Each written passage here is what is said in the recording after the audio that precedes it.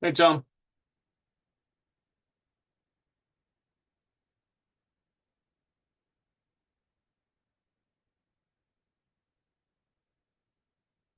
you there?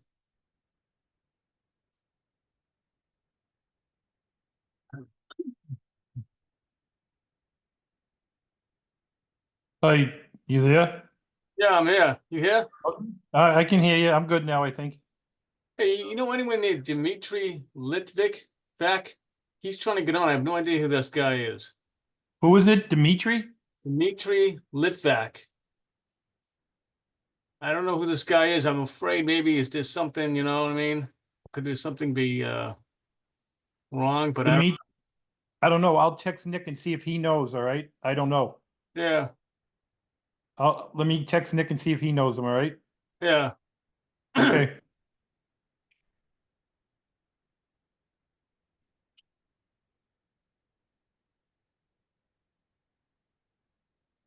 Call Nick. Nick's on the is on the Zoom right now. Oh, so let's ask him. So yeah, Hi. Nicholas. Yeah. Hey, Tom's how are gonna ask you? you a question. Tom's gonna ask you a Good question. afternoon. Hey, Nick, do you know Hello? a Dimitri? Hey, Tom. You know any Dimitri who would be on this meeting for you? Do I know a Dimitri? Yes, who would be on this meeting for you? Um, I don't think I do. All right, because John wants to know because he's asking to join, but we don't know who he is. I mean, you could let him in and then you can always kick him out if he's not like supposed to be here. The host can always remove a member of the meeting. So you could just check. Maybe it's, I don't know. It could be someone like Cliff's employee's account or something. I don't know. I don't know either. How do you get It's rid of probably, them if they act funny? How do you get rid of them? I don't know. you can, if you're the host, there's a way to, well, I can't see it from my screen, but when you go to participants, Yeah. you should be able to click on someone's name and then there's a way to just click remove or Okay. something like that. It's usually pretty straightforward. Okay. Maybe I'll wait till all the people get in so she You, can. you can always, and you can also just ask him to leave. I mean, I don't think he's going to be, a problem. No, it doesn't matter. It doesn't matter to me if they're ordinary people. I just hadn't heard of them before. So, you know, Yeah, well, I mean, Cliff, Clifford the well Woods. guy. Yeah, I don't know. Maybe the well guy uses that account or something. Who knows? Maybe not.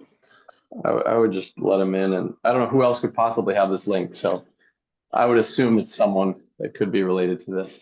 Yeah, we had a very odd person that came in like 2 weeks ago on board, and they were found out that they were going around getting people to get on and then push the screens with like bad screening and stuff like that. Whatever, you know. That's super weird. Well, hopefully it's not that. All right. Nothing better to do, I guess. Yeah. Maybe Ethan knows him.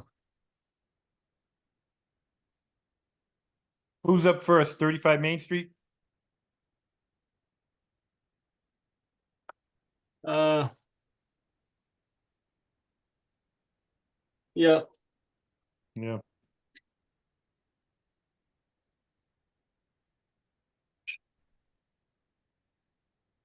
So I'm gonna bring in Dmitry Litvak. I've never heard of him before. No one in this audience knows him, right? Nope. So I'll let him in. Okay.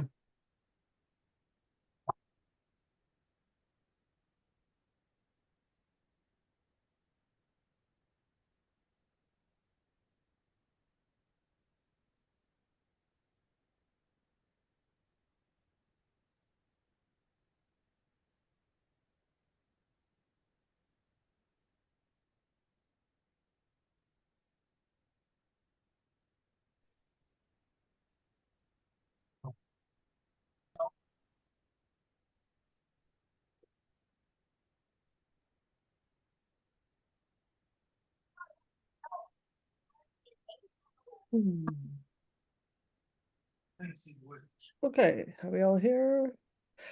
Um, So I'm going to open the meeting. I make a motion that we open the April 23rd, 2025 Board of Health meeting. Do I have a second? Second. All those in favor? Aye. Aye. So I just want to have a couple people that I don't recognize if they could introduce themselves. Dimitri, can you introduce for what agenda you're here for, please? Can you hear me? Yes, now we can hear you. Yes, I'm a resident of the Regency Glen Ellen. Just wanted to see what you're going to discuss. And one of the couple of items on the agenda concerns residents of the RGE. So that's what I'm here for. Okay, thank you. Welcome. Thank you. And we ask that when you speak, you do have yourself on visual as well. So if you have something to say, please put yourself on visual as well. Thank you. Nicholas, can you please identify what agenda you're here for? Hi, how are you? I'm a Millis resident, live at 270 Exchange Street. I'm here to discuss our well that we're seeking approval to turn on for interior use. Okay, great. And same request, when you are going to speak further, please turn on Oh, yes, visual. sure. Okay. Hey guys, how are Hi. you? Start with that. Okay. Who else do I not recognize? I guess I recognize everybody else. Okay, so let me just find our agenda. Nurses report. Sarah, I think I saw you. Hello, There you are. Hi. how are you? So I don't have a whole lot to report.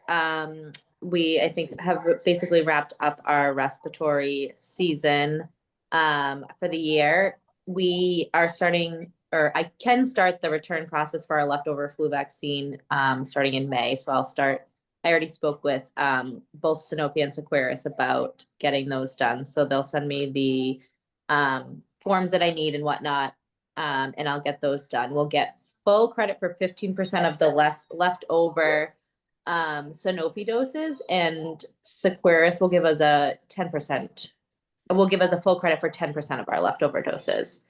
I apologize, my kids aren't here this time, but my dog's whining in the background. Apologize.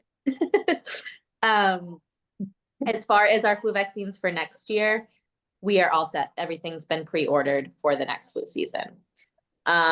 Just a little measles update. I know it's all over the news, so I'm sure most people are already aware of it, but most recently there are 839 cases reported. My information's from Monday, so those have definitely probably changed by now, but 839 cases of measles in the US with 7 active outbreaks. Not all of those are within outbreaks. There are individual cases related to international travel spread out across the country. The outbreak in Texas has now spread to El Paso. Hold on one second, I'm sorry.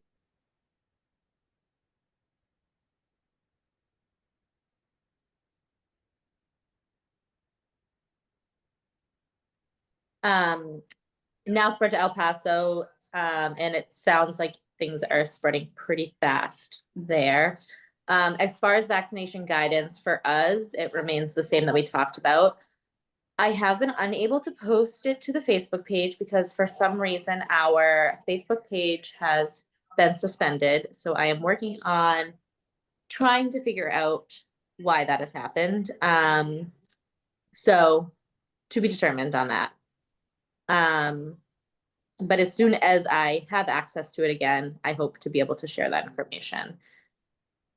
I guess in the meantime, though, I can get it up on at least the Board of Health website in the meantime. As far as things I've been working on, still normal Maven investigation surveillance. I assisted with the blood pressure clinics and the Council on Aging a couple of times this month.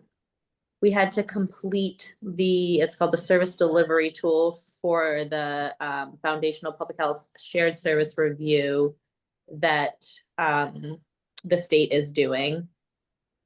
And that was quite in depth for that. I had attended the local emergency planning committee meeting in April, and the shared services regional meeting. One of the things I'm working on currently is trying to get mental health first aid training in for employees in Millis. So I have to get a minimum of 25 people, so I'm working on gathering, police already have the training with their normal trainings, but fire said they would participate, council on aging. So I'm just working on getting a group together. And I thought that if I could not reach the 25, that maybe we could include, if Medway wanted to join us. The person I've been in contact with is a rep from Shrewsbury Youth and Family Services, and they have a grant to be able to do the trainings for across Massachusetts. So they are willing to do that with us. I also met with the substance use prevention coordinator at the Medway schools, just to kind of see the work they're doing over there and see what we can bring into Millis and if there's any chance for collaboration between the two towns since we are so similar. And we completed the opioid abatement survey that closed April 18th. So I was able to tally all the results and presented it to the task force yesterday. And I'm working on putting something like maybe like a one-pager together to put on the Board of Health website so that if people are interested in the results of that survey, that we can have that available to them. And yeah, any questions? Hey, Sarah, this is Matt. I have a question on measles. Sure. What are the demographics been on people that have been getting infected? Mostly age is what I'm curious about. I don't have that on hand, to be honest. The last I checked, it was mostly unvaccinated school-age children, but that I have not looked recently at the demographics. Let me see if I can pull that information up quick. Okay, thanks. I mean, honestly, I was curious about children that are too young to be vaccinated if they're getting. So there was a week at a daycare center in Texas. And there was a the younger age group that isn't eligible for vaccinations. There were a few cases there. I don't know the exact number. But in places where there are outbreaks, so like in Texas and the surrounding areas, they are recommending 1 dose of the measles vaccine at 6 months old. That would not be considered part of their full regimen. So like once they turn 1, they need to start over and start with their first dose again. They also are recommending for anyone who is traveling with an infant to internationally where there is high prevalence of it or in a high risk area in the United States, they are recommending also 6 months plus gets 1 dose of the vaccine. Great, thank you. Yeah.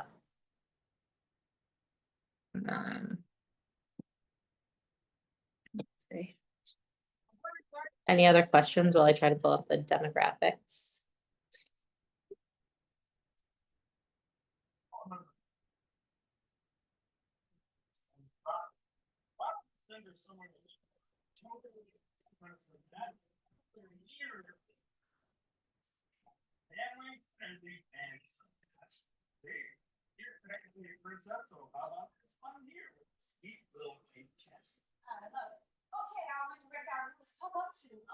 Here it is. So 31% of cases are under 5 years old. It doesn't give anything below that though, whether it is whether they're under that 1-year-old age mark. So it's just giving a 31% under 5 years.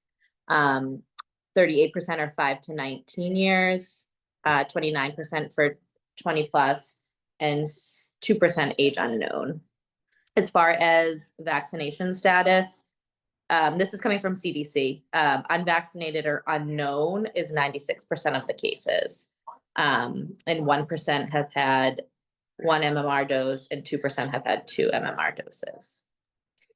Thanks. And those numbers are spot on to the known efficacy of the measles vaccine. So Right, it's right. good to see those numbers play out.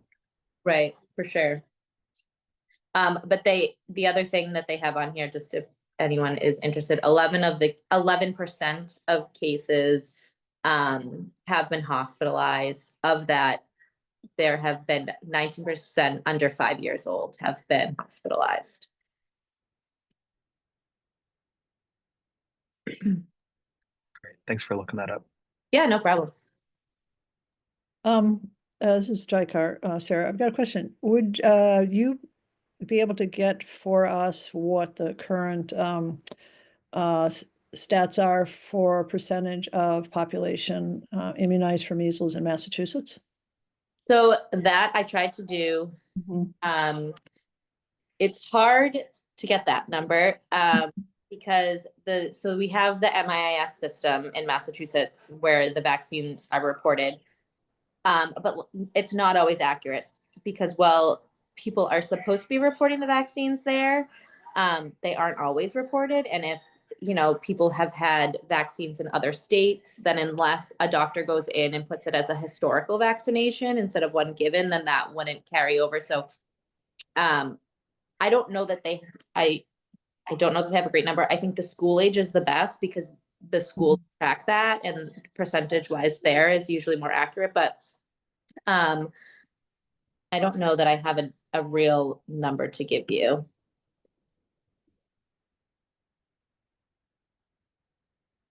I know in our Millis schools, it's quite high, but across the state, I would have to do a little more research on that. Yeah, I'd be curious. And I understand it's all about, does the reporting get done? Which kind of begs the question of when there's articles quoting different percentages of the population that are vaccinated or not, where they're getting those stats. So, but yeah, no, if you can dig into that a little bit for the next meeting, that'd be great. Yeah, let me write that down. I'm also sorry, this is Matt. I'm also curious about vaccination rates of older adults. I don't know this, but my feeling is 50 and more years ago, it wasn't really a choice. It was sort of a given that you were going to get vaccinated. So I'm wondering if that's true and if our older population is mostly vaccinated. Yeah, I can definitely look into it. I know our shared services, our epidemiologist did do a presentation at the last meeting, but it was about the schools, not the adult population. So I can see if she has any information about the adult population that we can look at. And then I can also kind of look at mass.gov and whatnot and see what I can find. Thanks. And the reason I asked, by the way, is I'm just curious if we need to consider like a vaccine clinic for, older people that maybe don't know that they can go get vaccinated. Whereas younger people, it's sort of covered when you're growing up and going to a pediatrician. Yeah, I definitely think it's something we could look into as far as that would go. We would have to privately purchase adult vaccines, I believe. The state would only supply for uninsured or underinsured adult vaccinations. My gut feeling is it's not needed, but I was just thinking it'd be nice to know for sure. And because that also will tailor if you think you need to do outreach, because maybe we can't do it, but maybe we let people know. But if there's not a need, then it's just more noise. Yes, for sure. I agree. So I can definitely look into that for the next meeting.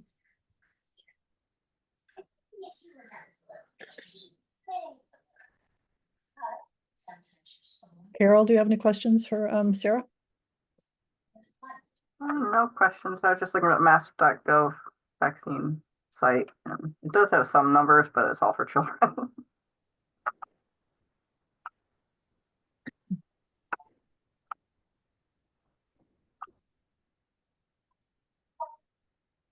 Okay. Well, unless there's other questions, John, do you have any questions, or Ethan for Sarah? I'm good. I'm fine. Thank you, Sarah. Yeah, no problem. You're a free woman. Thank you. Have a good Have a good night.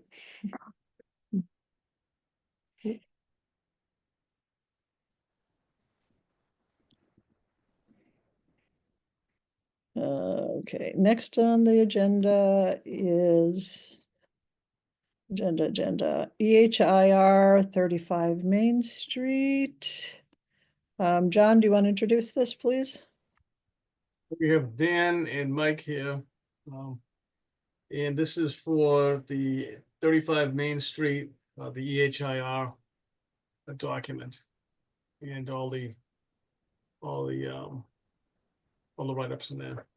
I can get that up in a minute here, hold on.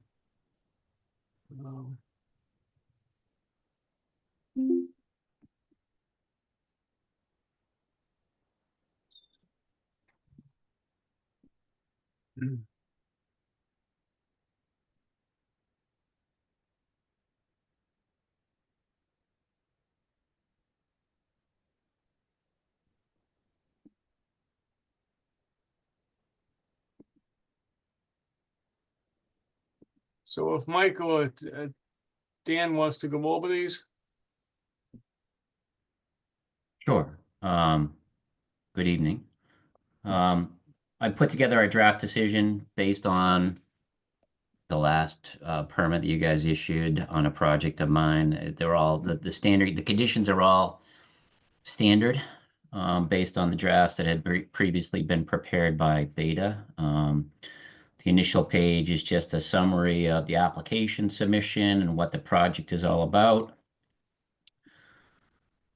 Then that follows on the second page with a summary of the submittals, which I basically prepared all the information that we submitted and GCG submitted.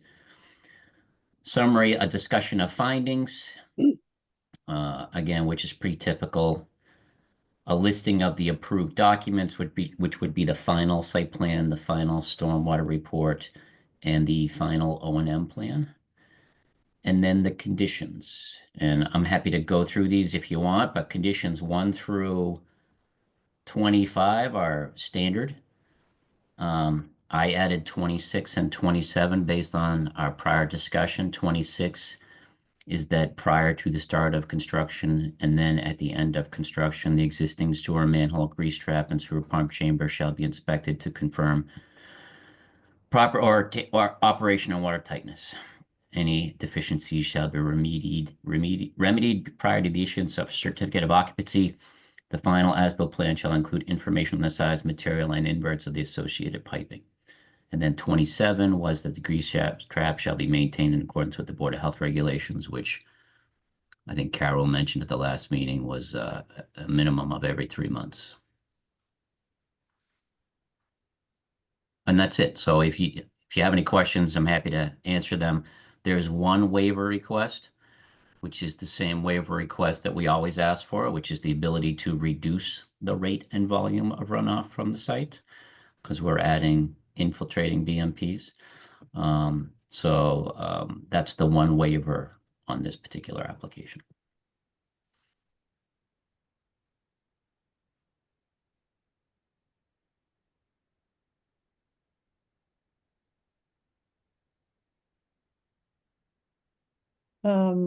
Mike Carter, are you good with what? Yeah, so I took a look at his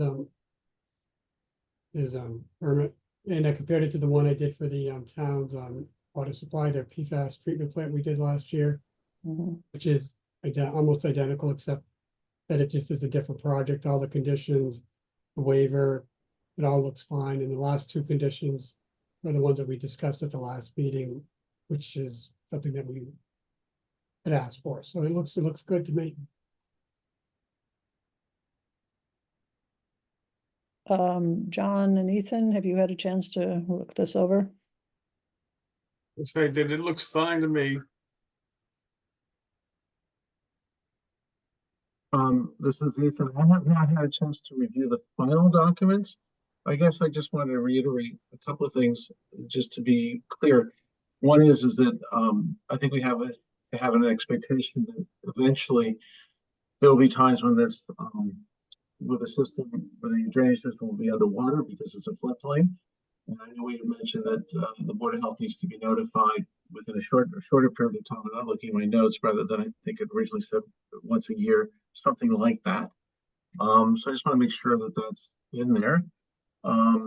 Another piece to this is that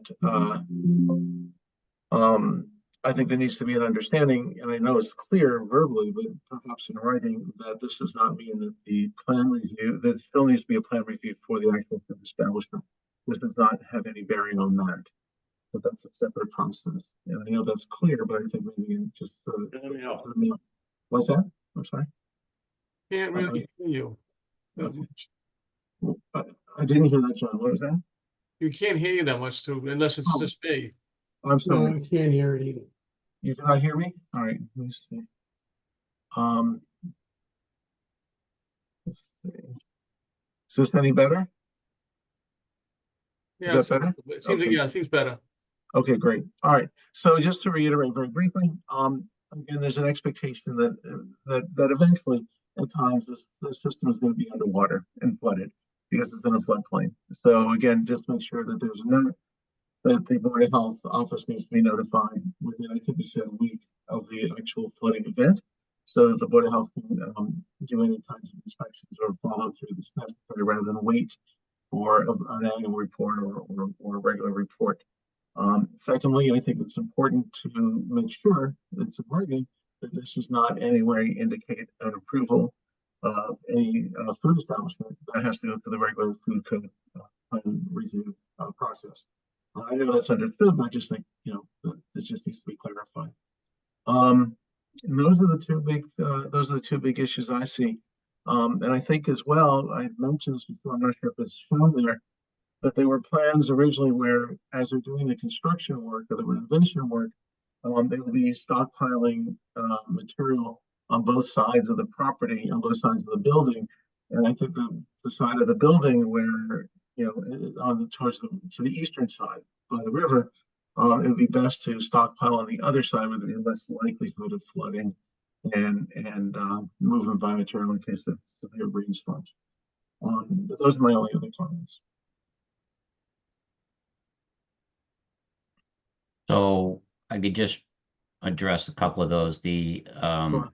the sediment and erosion control plan calls for the stockpile area to be on the west side of the building, which is furthest away from the river. To the west, you're saying? To the left. Okay, sure, absolutely. Um, I thought I saw the plans where they showed it on both sides, but that's fine. If it's on the left, that's much better. It's on the left, yeah. Okay. And then there is a note on the plan to notify the Board of Health if there's any substantive issue with this drainage system, which was a prior discussion, but we can certainly tack in a condition 28 to notify the Board of Health within 7 days of any flooding within the developed portions of the property. I would recommend that. That's my recommendation to the board to have that included. Because I think it's inevitable that there will be flooding events. That's fine with us.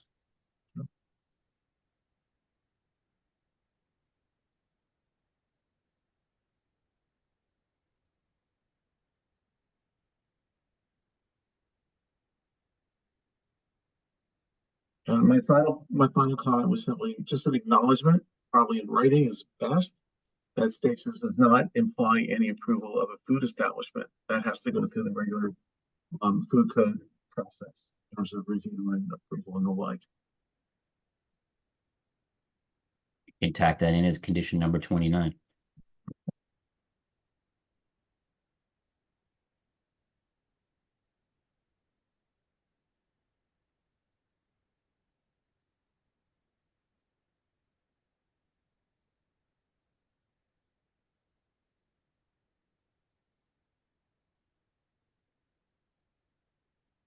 Those are the only comments I have.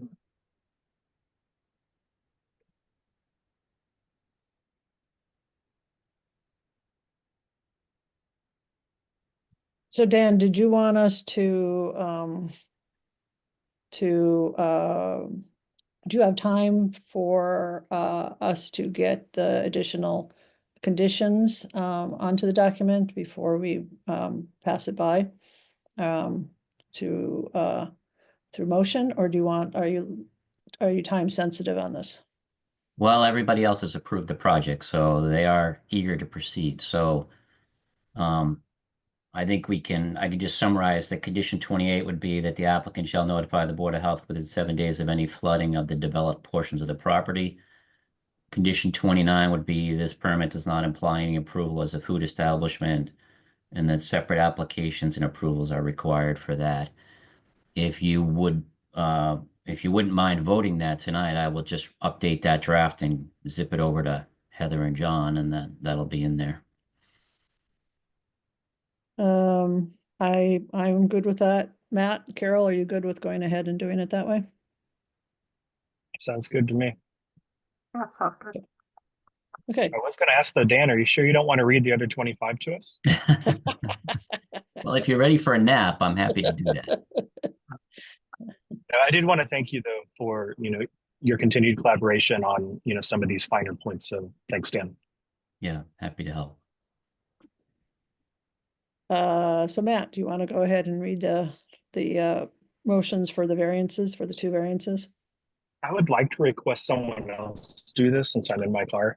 I'm sorry. Oh, you're in your car. Okay, Carol, how about you want to? Okay, motion to approve the Board of Health permit for Skippies on the River LLC 35 Main Street with the addition of two additional conditions. Number 28 being that the applicant will have to inform the Board of Health within any flooding event within 7 days. And number 29, approval is not including the permitting for the food operation of the establishment. Second. All those in favor, say aye. Aye. Aye. Thank you, Dan. And then I think you need to vote the waiver, the one variance or waiver to reduce stormwater runoff. I had it drafted in there.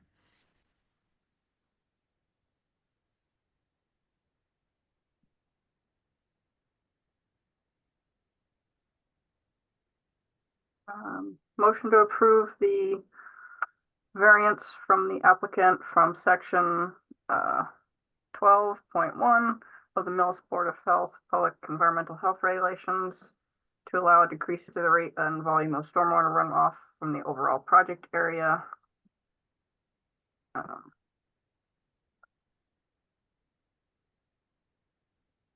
long as it maintains consistency with the Massachusetts Stormwater Handbook and Stormwater Design Standards.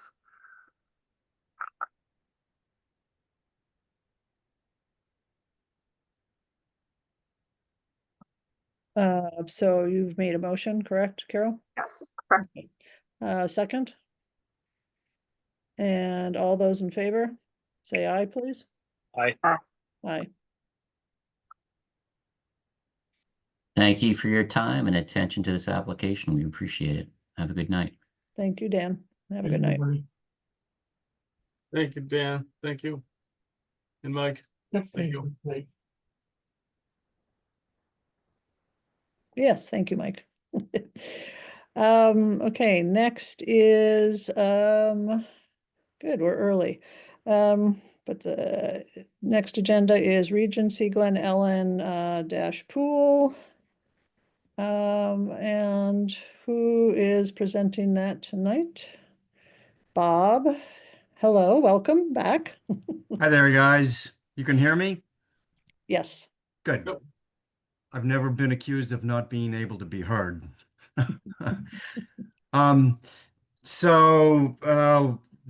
Thank you for the opportunity. As you know, my name is Bob Shelmerdine. I'm here tonight on behalf of Regency of Glen Ellen. Also with me tonight are John Stedman, who's a trustee, and Brian Fennell, who's also a trustee. And David Golden as well. So we have three trustees. We have, since the last time we met, back in the spring of 2024, we've gone through transition. So we have the unit owners are now all five trustees. Toll is no longer part of the board anyway. I think they're still involved in various aspects. We've got them continuing to get involved, but so what we've we're here tonight, three trustees, myself. We're back for the 2025 pool season. Last week I submitted both a memorandum and a chart. And for the review of the board, we do have pretty much three requests. I'm going to try and keep my presentation simple. I realized when I was looking at the memorandum that we'd submitted that it was quite lengthy, but if you could put on John, can you put up the chart? Not the memorandum, but the chart. It's easiest to explain what our requests are if we look at the chart. Yeah, I'll pick up, put it up here. Hold on. a second. Okay, while he's doing that, so our 2025, 2024, well, I'll wait. It looks like it's coming up pretty quickly. There we go. Yep, thank you. Okay. So what this chart does is identifies the reasons for the request in item number 1 and 2 above the chart, but I'd like to focus on the chart if I could. So on the left-hand side, you'll see there's a row of hours. We considered non-peak to be 8 to 10, peak to be 10 to 6, and non-peak at the other end of the day, 6 to sundown. In 2024, what we were permitted to do was during the non-peak hours, both AM and PM, we had no lifeguards available for those two hours, but there were no guests either. Obviously during the peak hours, 10 to 6, we did have a lifeguard. Guests were then allowed, obviously.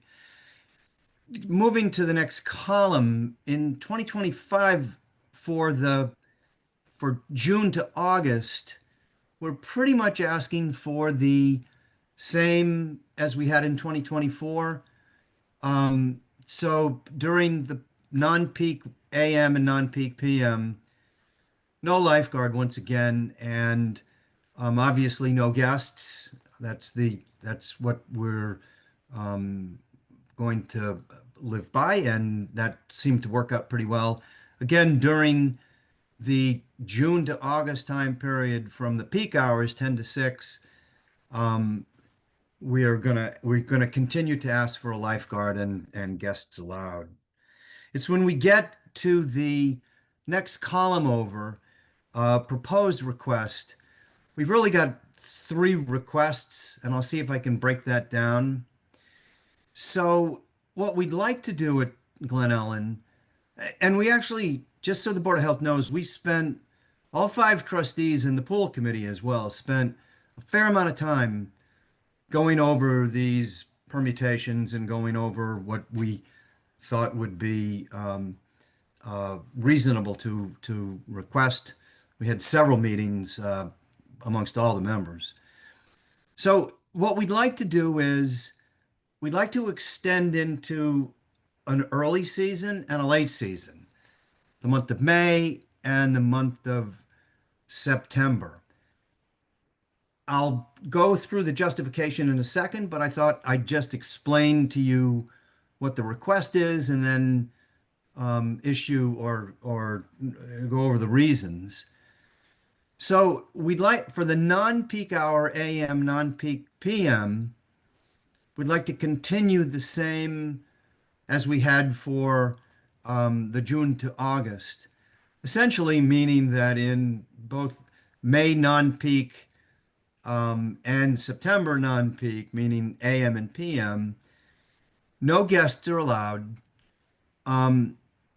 We've switched to a pool attendant, so instead of saying no lifeguard, I actually added just no pool attendant.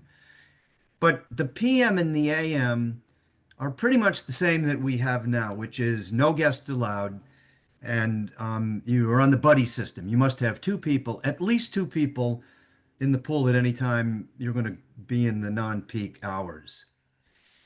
What we've requested, however, is for May and September only, we'd like to have, instead of having lifeguards, have what we know as a pool attendant for both early season May and early season September for the hours of 10 to 6. And the reason for that is, if you permit me, you might have already read this, but let me just underscore. So for the early and late season, both in May and September, lifeguards are just not easy to obtain, even during the summer season, but we've been able to maintain lifeguards. Lifeguards are mostly high school and college students home for the summer, both before June and after August. These high school and college students return to school. Lifeguards have been nearly impossible for us to obtain at RGE. However, the warmth and the weather in both May and September are generally still ideal for pool use, and a large number of our residents have requested to allow the pool to be open during these months. Since RGE has not been able to obtain lifeguards in May or June, we would like the Board of Health to consider allowing RGE to use pool attendants to keep eyes on the pool. Somebody who is designated as a pool attendant, a person, and to keep eyes on the pool during the peak hours in both May and September. So if I can just dip into it, Code of Mass Regulations does provide for a pool attendant. I cited the language in the memorandum. There are 3 categories. There's pool supervisor, which is pretty much our management company. They deal with the mechanics. They deal with making sure that everybody is trained properly, making sure that the operations run well. They do not need to, pool supervisor does not need to be there all the time. We have lifeguards, obviously. That's a defined term in Code of Mass Regulations, and lifeguards are certified lifeguards and other qualities and qualifications.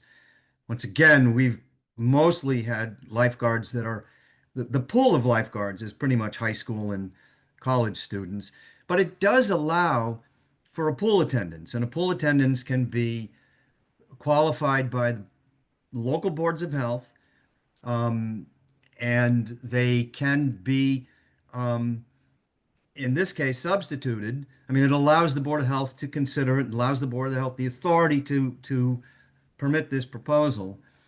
What we've done also in the memorandum, I don't know whether you've had an opportunity to look at it. What we've done in the memorandum, though, toward the back of the memorandum, have come up with what we believe to be reasonable qualifications, safety and public health qualifications for a pool attendant. I can go over that with you, but that's essentially the request that we'd like to make. There are 2 other categories of requests, and they have to do with their item number 2 on just above the chart. There have been instances when during the summer months, and we've actually, I think we've rolled this out pretty well over the past 2 or 3 years. I think we've tried to get a sense of how many people use the pool, who comes to the pool, whether they're young, old. And I think the trustees have so far been really cautious in rolling out. We didn't ask for any changes last year at all. But there have been times during the June to August season when we just haven't been able to get a lifeguard. Mostly, I know at a late absence time slot. We get a call, and it doesn't happen a lot. It's kind of rare. I think it happened, maybe once last year and a couple of times, 2 or 3 times in the preceding year. But we get a call during the night before, or the morning of, and the lifeguard forgot about something he can't do. He's sick. We have to close the pool down, other than the morning and the peak hour, the non-peak hours. But during the day, we have to close the pool down. And there's a lot of people talk about that here because they'd like to use the pool. So what we'd like to do is during from June to August, so the time period, the season that we call it, if for some reason we get a cancellation or we can't get a lifeguard that had already previously been scheduled, calls in sick, it's a late absence during the time period of 10 to 6, we'd like to be able to, in the June to August time period, we'd like to be able to substitute a pool attendant for that day if we can find them. It opens the possibility. One of the pool attendants that we've already vetted, vetted through the qualifications, like to be able to substitute a pool attendant. We would like to have guests continue if there'd be no reason to have a pool attendant if we couldn't have, well, we'd like to have guests if we could. And if there's no, in the event, the third request is in the event that during those absent days, if we can't even find a pool attendant, if we could remain open during the 10 to 6 hour without guests. We recognize that, we need to keep a tighter control on this, but we'd like to extend the no pool attendant, no lifeguard during the non-peak hours, 8 to 10, 6 to sundown. See if we could extend that through the day. So again, late absence, June, August. If we can't find if a lifeguard isn't available, substitute a pool attendant. Second sub request is if we can't find a pool attendant, can we just have a day that there's no pool attendant, buddies have to swim with somebody else, but no guests allowed. That's kind of you don't see that on the chart. I didn't provide for that in the chart, but I did provide that in the writing. So that's our request. I stand ready, willing, and able to answer any questions that the board may have.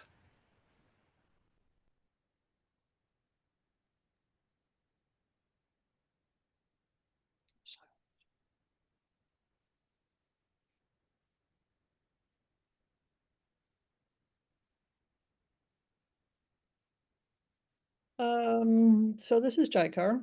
I'm going to ask the board members to, if they have any questions, but I'm also going to ask John and Ethan if they have any input into this multi-tiered request. And it might be easier if we start request by request. But in general, do I have any questions from either the board members or from John or Ethan?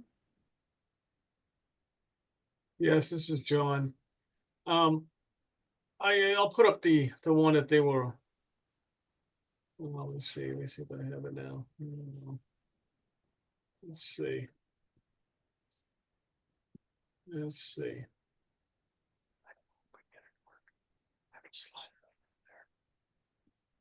No. Let's see.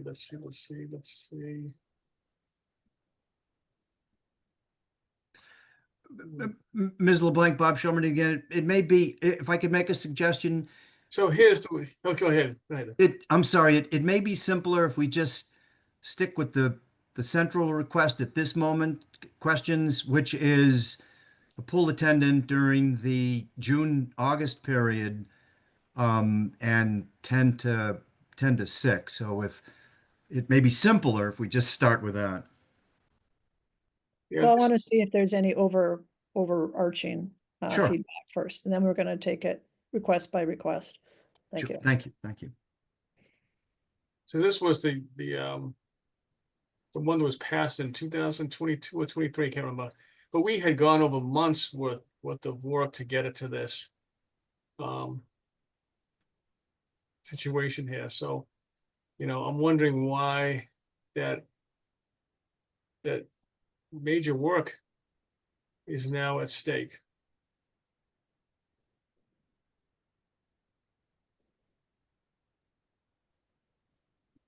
Yeah, I'm sorry, Bob Schulman again. Is that a question directed at me, or is that just among the board members? Or whatever, yeah, either one. Yeah, Bob, why don't you, respond? Sure. I don't see it as, at least the first request, what the first request is that we're asking for the substitution of a lifeguard that's hard to get just in May and September for a pool attendant. And I think the qualifications that we put together I know this is the sign, we'll have to change the sign to a certain extent, but I think the qualifications that we've put in our request for a pool attendant pretty much, cover the necessity for safety, proven work experience as a pool attendant or similar, ability to swim and knowledge of pool safety, ability to perform CPR and first aid as required, good communication and personal skills, high school diploma or equivalent, valid CPR and first aid certification is preferable. The duties that they're going to provide, that we've provided, are pretty comprehensive. And I see that from my perspective, I think the Board of Health in earlier years, the Board of Health, I think, made it known to us that your concern was eyes on the pool. And I don't see that, at least for this request of May and September, from 10 to 6, there's certainly, in my opinion, qualified eyes on the pool. And I don't see it really as a drop down in safety. They got to be certified for CPR and first aid, ability to swim and what have you. So I don't know that all of the hard work that was accomplished in the first 2 or 3 years is necessarily being ignored. I think on the contrary, I think we're really following that template. Okay, so this is Joy Carr. So I remember well the meetings where we were trying to figure out really what the differential was between a pool attendant and a certified lifeguard. And two of the differentials were that a pool attendant, as you have outlined, is not necessarily trained in water rescue techniques, nor are they necessarily do they have to qualify by a physical fitness and endurance measure. And that was those were two of the qualifications that, for me as a board member and for our decision as a board to move away from an attendant back to lifeguard as the standard of training, that we wanted to keep as a standard for the well-being of people at a pool, especially given that the two age groups that are often going to be there are people over 65 and young children. And it's either the first or the second most common form of early childhood death is drowning. So having the ability and the training to know how to enter the water and get someone out of the water in a timely manner and in a safe manner so that they also don't go under, or that they're efficient in getting that person who is drowning out, are two important criteria that for us as a board at that time that we were talking about this a couple of years ago was an important criteria differential. I don't see any difference in that, even by your own outline of what a pool attendant would have to have as qualifications. And that to me still seems relevant. Anybody who's helped somebody who's drowning out of the water knows you have to be very well trained and you have to have a certain physical ability to pull someone who might be heavier than you out of the water. That is not the criteria necessarily for attendance. So that's to me still of concern in terms of moving from a lifeguard who's qualified and certified and licensed to an attendant, pool attendant. Matt, are you still driving or are you able to? Both. Okay. So my question was actually to Ethan. I'm curious. So I'm sure you're aware that our regulations require lifeguards. Not all towns do. Just curious about your experience of lifeguards versus pool attendants over, different towns. All right, thank you, Matt. I think a couple of things. I just want to preface this where I haven't done a lot of work with pools in a few years because I do more of my work on other parts of health department concerns. But here's a couple of my thoughts. One is it's quite common, more than I used to think, that a lot of boards do not require lifeguards because I think, as the proposal says, as Bob, I believe his name is, that it's hard for them to find lifeguards. It doesn't mean they shouldn't have lifeguards, but it is difficult to get qualified lifeguards, and I recognize that. And by the way, Bob, I think this was a well presented suggestion. I think it was well thought out, and it's not and it's carefully thought out. But I'm not sure where I stand on this, but I haven't had a chance to really read it through. But I have a couple of questions first, and I want to further my answer. John, or somebody can answer me, what's the bathing load for this pool? What would it be permanent? I don't for? have it right now on me, but I have to get the information later on. Okay, Bob, do you know? Because it should be on the permit from last year. There should be a line on there that says what's the maximum bathing load. Yeah. So it's a dimensional thing. The pool is 40 by 70, 45 by 70, 2,570 square feet. Let's see if I can. No, it's okay. I was just curious. I just don't know what it is right now. I don't run the numbers, but does it ever? Do you know? How crowded does the pool get in general in your experience? I'm sorry. Go ahead. Does it tend to bump up towards the bathing load? I'm just curious. Like, what's the usage of the pool like? So, Bob Schulman again, Ethan, my understanding of bathing load is it's a calculation based on sanitary bathrooms and toilets available, and there's something else. It comes right out of CMR. It's not necessarily an indication on how many people you can have in a pool at a time, but it's a calculation based on its minimum number of showers.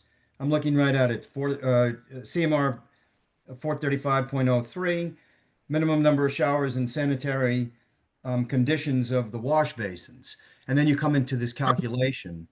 I think I would be remiss if I got a number, but I do know that we don't allow a maximum number of maximum number of swimmers in the pool at any given time. We don't allow any more than 25, Okay.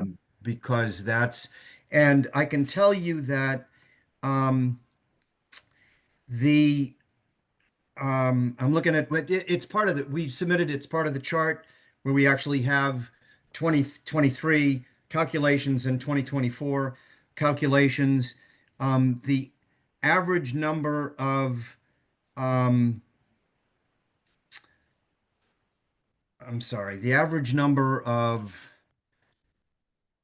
average number of so it's 32 and 11 is 43, 49. The average number of guests across for the pool season from June to July, we average about just shy of 50 a day. If I'm getting that right. That's broken up between residents, minor guests, and adult guests. The average time in the pool is an hour and a half. The highest number of people that we've had at the pool for any day, so from 10 to 6 is 81, but that stretches across the entire time. If my memory is correct, the highest average, so the highest peak is between 1 and 5, and the highest average during that time is somewhere in the mid 20s, 25 to 27. And so there's ample ability not to provide there. And, if there's 25 people at the pool, there are not 25 people in the pool. There's chairs, lawn chairs. A lot of people go there to read. So it's very easy to keep no more than 25. And it's probably not often that it happens that there's 25 in the pool. But that's not bather load now. That's just number of people at and or in the pool. Well, thank you. I don't want to get too technical about it, but actually you're right. There's requirements in terms of number of bathrooms and so forth and so on, but there is a bather load that's calculated by the size of the pool. And and it should be on the permit. I'm just curious what that number is. And that's your maximum load. And that's why I'm asking. That's how you base some of your decisions on, or could base them on. Another question I have there, because I'm not familiar with that pool. As you're aware, I've only been there. I've been in my town on an interim basis and on a consultant basis. Are there any other activities in the pool? For example, is there a slide into the pool, or any other? Is it just a general pool? It's just a pool. No slide, no diving board. We have an iron fence, and some of it's glass. We have a glass and iron fence around the pool. There's 2 gates on either side, on either entrance. You can't bring food. There's no drink. You can bring water in, but we have a pavilion just outside the pool area, which is covered. It's got a grill and table and chairs, and people, bring lunch and they go outside the pool area. We have a lifeguard has a high chair. I don't know how tall it is, but it's probably shoulder height. They sit shoulder height to me. The pool is 2,500 square feet. It's the dimensions, what did I say? 45 by 70. So we've placed this chair, which is where lifeguard sits and or a pool attendant would sit. We placed it in an area that they can see the entire pool, and they are somewhat away from any distraction. They kind of sit off by themselves. Great. This is very helpful. Thank you. So for the board, and also just in general, I would say this: if you were to decide to no longer require a lifeguard, but let's say a pool attendant, I believe a couple of things, just so that just to be aware of. If you require a pool attendant or any other kind of other person other than a lifeguard, then that sign saying that there's no lifeguard at the pool still has to remain, because that pool attendant is not a lifeguard. So it's either yes or no lifeguard. And that would be that's your legal warning to the public or the people attending the pool that there is no lifeguard. There's no expectation that that person will be able to be a lifeguard. Okay, so just like what Jaikar was saying, there's different qualifications. I think the other thing that I would do if you were to go for the pool attendant, then you would need to spend some time defining and making sure you agree with Bob's proposal or Glen Ellen's proposal as to what those qualifications should be as a pool attendant, because the code, as far as I recall, does not specifically detail what a pool attendant is. That's up to the board to decide with Glen Ellen and come to some sort of understanding as to what those qualifications may be. And I think that might be answering part of Matt's question that I think he addressed to me, which is I'm not familiar. My general experience has been with other boards that I've worked with is they've made the first decision, lifeguard or no lifeguard. And that's a binary, that's just a yes or no. And then the next thing is, very rarely have I seen where they've approved pool attendance. They just make that decision, is it a lifeguard or no lifeguard?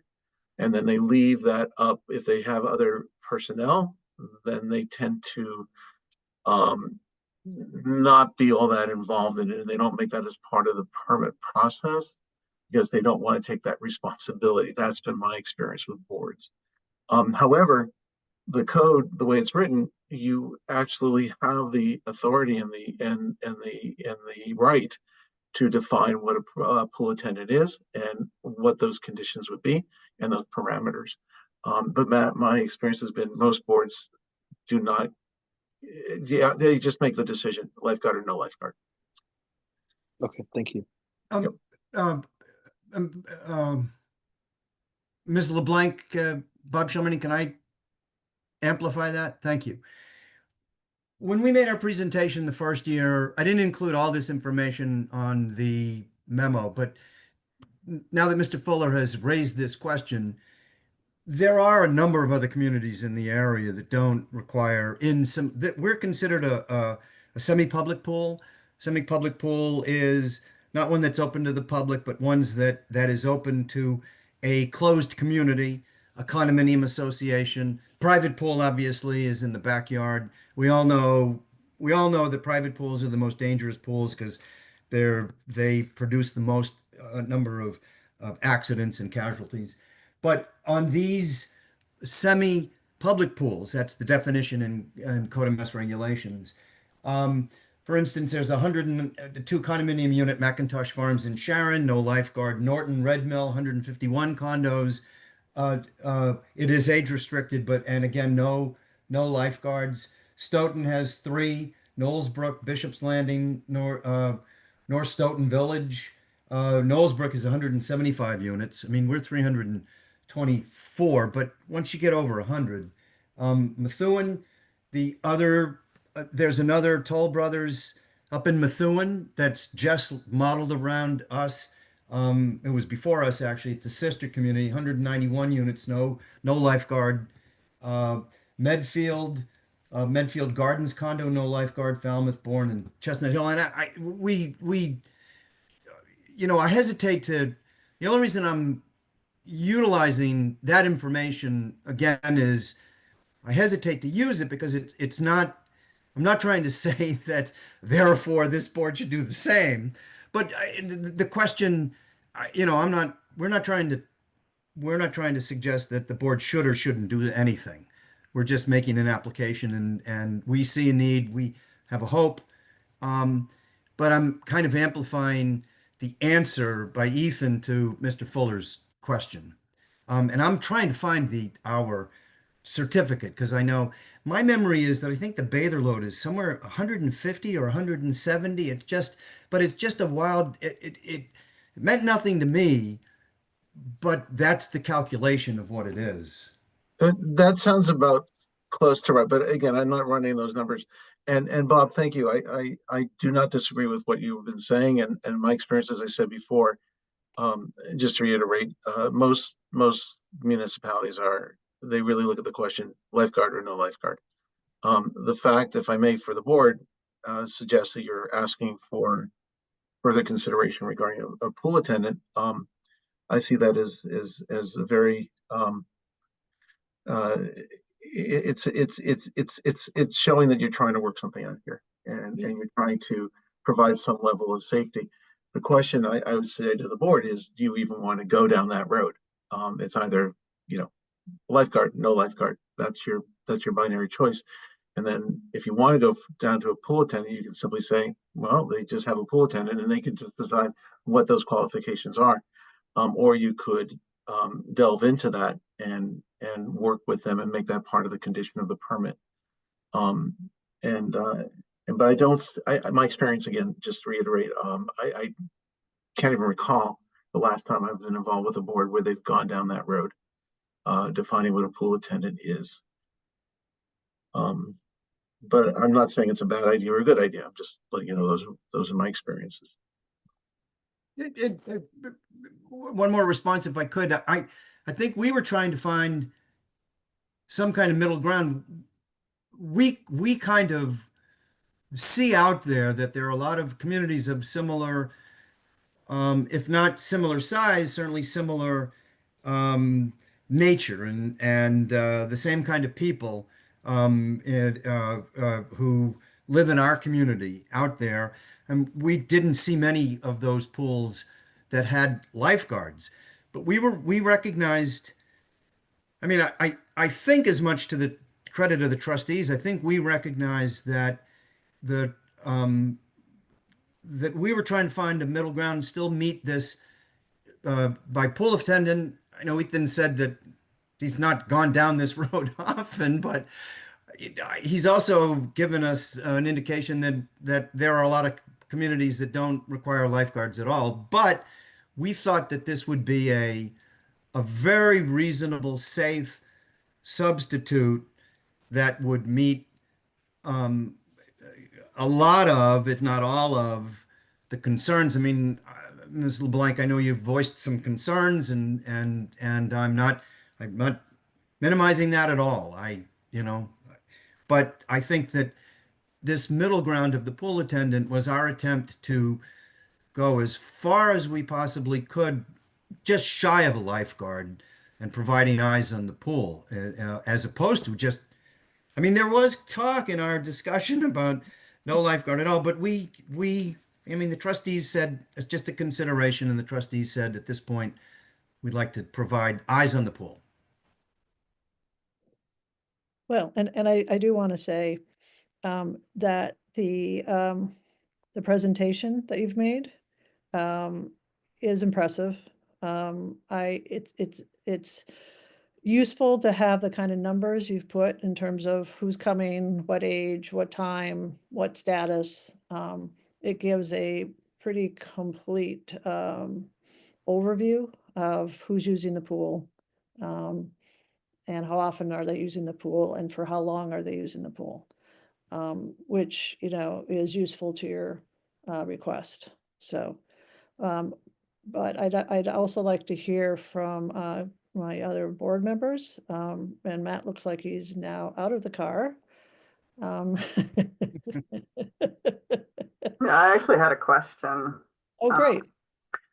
So what is the maximum depth of this pool at Glen Ellen? And when you're comparing it to other pools in the community that don't have lifeguards, what's the difference in the depth of those pools?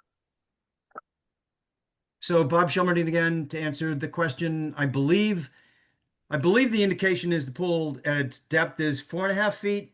And then it tapers up to stairs on either side. So the maximum depth is 4.5 feet.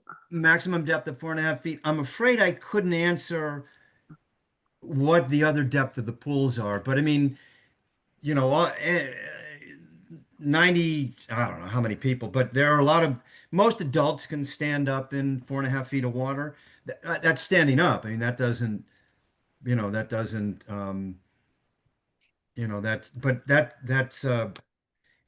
4.5 feet in the middle, and then it tapers up to stairways. There's a small staircase on one side, and then there's a real broad staircase on the other side.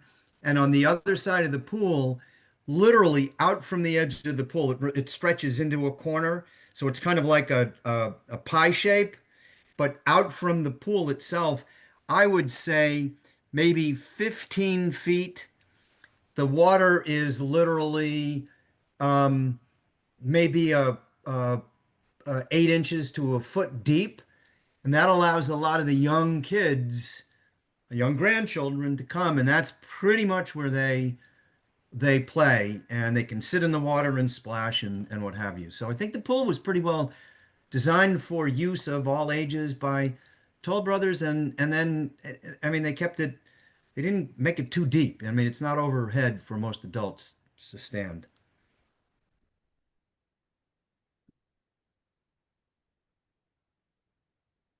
I'm just looking at the 105 CMR, which is the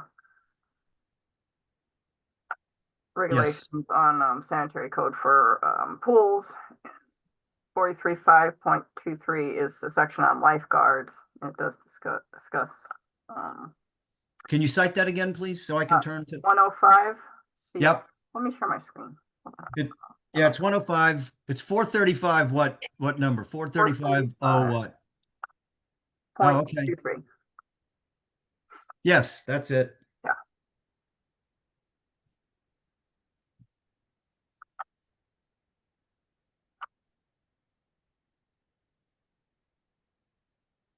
So it says the board should take into account the need for one or more lifeguards and the number of on-duty lifeguards to be present at the pool at any one time. Should take into account the size, shape, capacity of the swimming and waiting pool. One lifeguard for each 25 bathers. I believe you said 25 is the maximum allowed in the pool. Is that posted? I know that's what we provide. I don't know that we have that posted. We could obviously add that to a sign and post that. We do have Mr. McVeigh actually posted the sign that we have earlier in this presentation. We do have an active sign on both ends of the pool, both gates, so we could post that.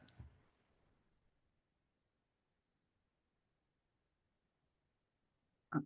No children under age 16 without an adult. Yep. Okay.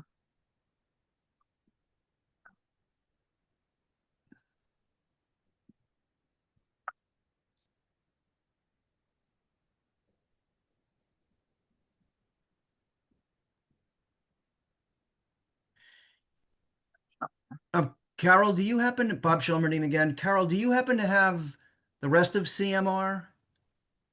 Yeah, this is the whole thing? whole thing. Can you go to 435.17 where it says pool supervision? Yeah, yeah. So, there you come with the pool supervision. And this is the section that talks about there shall be a pool supervisor, and a pool supervisor, that's in item number 1. All public and semi-public swimming pools, when open, shall be under the management of a supervisor, and they later define it as a pool supervisor. And the pool supervisor has to be there.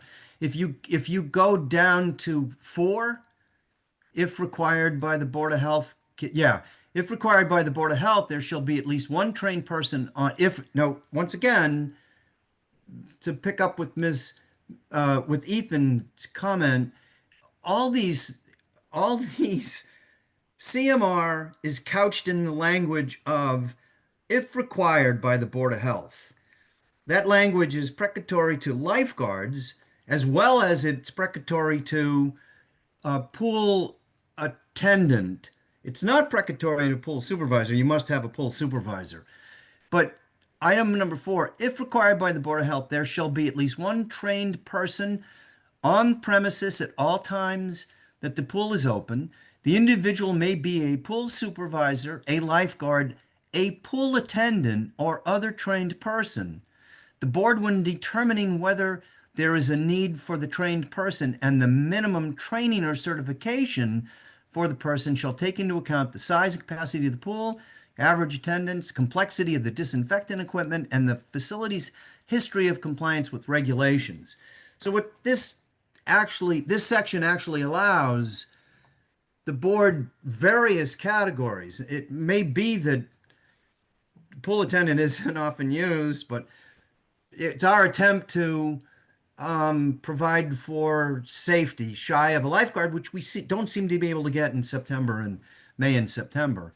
Well, this section seems to be talking about the disinfection and the chemical safety of the pool and maintaining the pool safety that way, maintaining the chlorine levels and the different balances of the pool chemicals. Yeah, it's not about life and safety. It's about the chemical safety, if you will. I think certainly the chemical safety is one of those things that we need. That's one of the things that the lifeguard performs. Yeah, they're supposed to have a CPO in every pool, certified CPO. Yeah, and so we have our management company is the pool supervisor. They are in charge of. They're required. It's not an if required by the Board of Health. Pool supervisors are required, and a pool supervisor up in number 1, is responsible for all phases of pool operation, maybe a property-owned facility. Pool supervisor shall be available to respond to mechanical maintenance, to detect potential of such problems before. And so you got to have a pool supervisor, and our pool supervisor is the management company, Barkin, and they are responsible for making sure that everybody's trained in how to take tests, chemical tests of the water, how often a day to do that. They also are on site all the time. They're supposed to be there at least once a week, but they take care of all that overriding mechanical and technical supervision that's required. The pool attendant is something that item number 4 allows you to do. It says maintain training and certification required, and then what to do. So what we've done is we've actually added in our memorandum, we added what we thought would be, as a suggestion to the Board of Health, but as a suggestion, added not only the pool attendant responsibilities, but also the pool attendant qualifications. So If I may, Bob, I just want to add something for Carol. Carol, all of this stuff is actually life and safety, even though you mentioned, for example, the experience I've had in the past is real serious problems occur when the chemicals go out of balance, or the improper use or storage, that kind of thing, or the clarity of the water isn't maintained, and other things like that all become just as critical as having a good lifeguard or qualified lifeguards. But I think here, this is where the Board of Health has broad ability to work with the applicant in looking at what specific needs would be here. So, for example, I hear Bob saying, well, at times you have young children, and I don't know, and that might be even infant age that are coming there. You can put all sorts of restrictions or guidance or whatever, if there's no lifeguard, about that. I'm not familiar with the pool. I've never inspected it. I've not seen an operation. I defer to John and others who have. But that's where, if the board chooses to allow, you can simply say that, Glen Ellen can have a pool attendant, but the board doesn't have anything to do with it because, there's no lifeguard. I'm not suggesting that's what the board should do, but there's lifeguard, no lifeguard, or if you also want to add certain conditions, so to speak, on what this pool attendant would be and why. And I think you would have to justify that too. So, for example, because you have, let's say, you typically see, let's say Glen Ellen consistently has complied with and has performed and gone beyond the standards required by the code. That gives you a sense of confidence that Glen Ellen is doing this properly and appropriately. And also the fact is that you have, maybe young children, but they've always been very clear and excluded, let's say infants and others that can't swim, no access to the pool, that kind of thing. Or let's say it's a pool that the history has been very poor compliance, and they've not been cooperative, and their chemicals are out of balance and other things. Then that would give the board of health reason not to go down that road. But that's why that I would suggest that's why that section of the code is written that way. Thank you, Ethan. Ethan, I found the bather load. Okay. You divide the square footage of the pool, which is 2,570 by 15. Our bather load is 171. Yeah, that sounds about right, given what you were saying. And that's a huge load. And I can't imagine that pool will have 171 people in there at any given time. But I just want to get that for the figure out there, because that's what, by code, that's your bather load. Thank you. Matt, do you have any input? No, thanks for all the answers. Okay. I've got an eye to the time in terms of our agenda, and we are over way over. Um, I'm That's not- leaning towards moving this to the next meeting because we've got about what, so we have whether to have pool attendant in the shoulder season, May and September, whether to add a pool attendant to the regular season. So those are two that we have decisions, correct? Well, actually, if I may, the first decision would be, if you're going to have only a pool attendant, the decision would be lifeguard or no lifeguard. Right. That would right. be your first decision. So given that there's at least 3 tiers of decisions and we're 25 minutes off of our agenda, I'd like to make a proposal that we move this agenda to our next meeting for resolution. With the caveat that if anybody's got something essential to say before we do that, please raise your hand and happy to hear. I do have a question, Jayakar. Yes. I'm supportive of continuing with what we did last year as of now. Is that something that we need to approve now so they can move forward? Thank you. Isn't what we have in place the default? So we don't have to reapprove it? I thought we did it, so we approved it every Approved year. it every year? Yeah, every Okay. year. I'm not 100%, but I thought we did. Okay, so if that's true, we should do that, so they have some means to, until we meet again in May. Thank and you. Yes, okay. I thank you for remembering that, I just thought it was the default. Okay, so you want to go ahead and make a motion now? I knew you were about going to say that, and I don't have it in front of me. I'm not entirely sure what verbiage to use when I can see if it's in the Dropbox. Let's see if I can, I'm in the pool, so let me see if we have it. I'll see, we may not.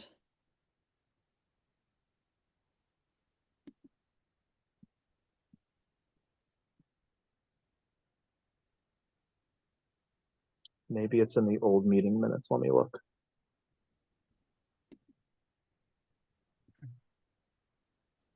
Oh.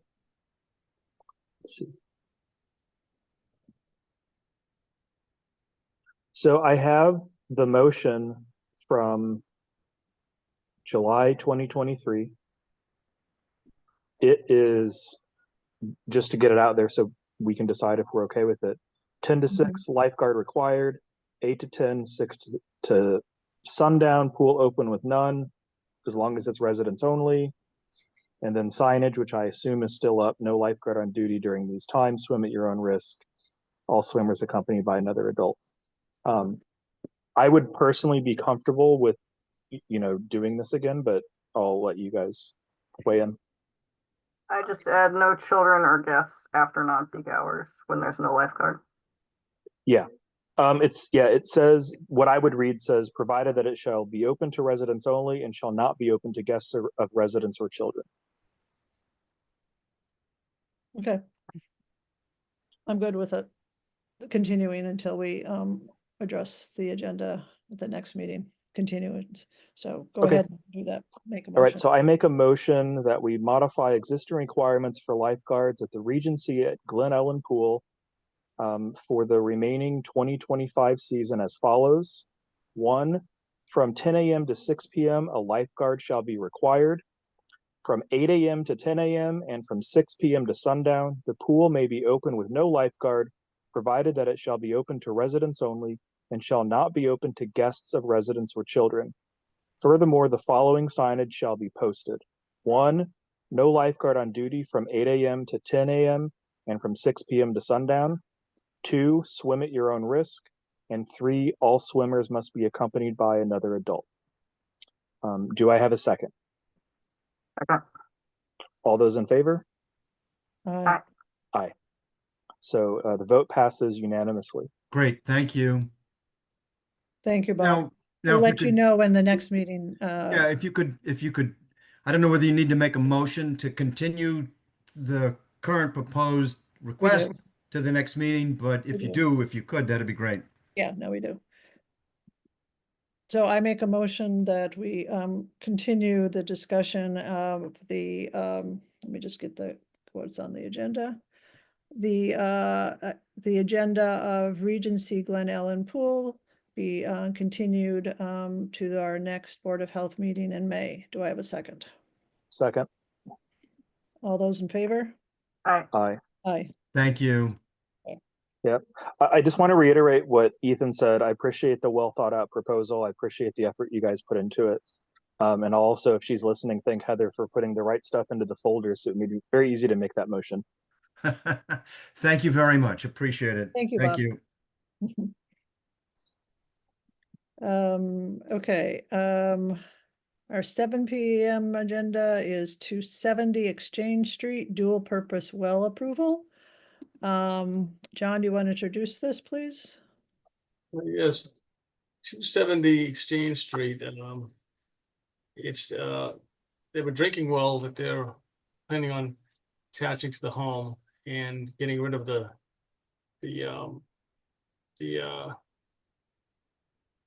town. Right now, they've hooked up the town right now. So,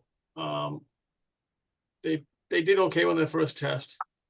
They have to do a second test inside the home, and the town has to be completely off the house at that time. And the homeowner wants to get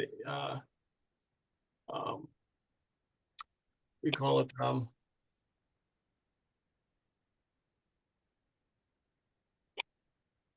irrigation from the main well, and that would be from using a backflow.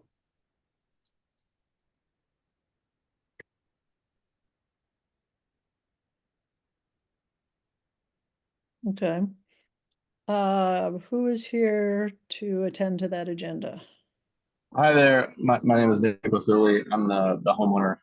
We bought 270 Exchange Street, which some of you may know as Excuse me, Ross's. Nicholas, excuse me, Yep. please be on video. Hey, how are you? Sorry, I Thank you. forgot about that. I'm just in a car right now. Yeah, can you hear me okay? More or less? Okay. Sorry. Well, my kids are screaming in the car, so that's part of the problem. Yeah, so some of you may remember Rossi's Restaurant in Millis at 270 Exchange. So we bought that property a couple of years ago, actually from Tom, who's also our GC on this. And we really poured our heart and soul into the renovation of the place, completely kind of maintaining the interior, repainted it, did lots of work while maintaining all of the original sort of historical details. In the context of that home renovation, kind of the last item was a well that we wanted to put in, basically just to save money. So you put in the well and then you don't have a water bill. It's a big house and we consume a fair amount of water. So that was sort of the whole idea here. And the well is drilled. We want to use it for the internal drinking water. And depending on the results of that second test that John alluded to, we'll be selecting one of different types of filters.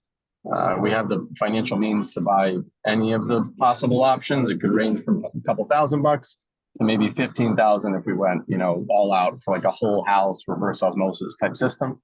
So depending on the results of that second test, which we have to disconnect the town water and connect the well to do, we install the filter. And then we'd also use it to irrigate the plants. We planted a ton of trees and we're putting in grass and trying to sort of beautify the space. So the well would service the inside and the outside. And it seems like the town has a bylaw that just in this particular type of circumstance, when we would need the approval of the board to move forward.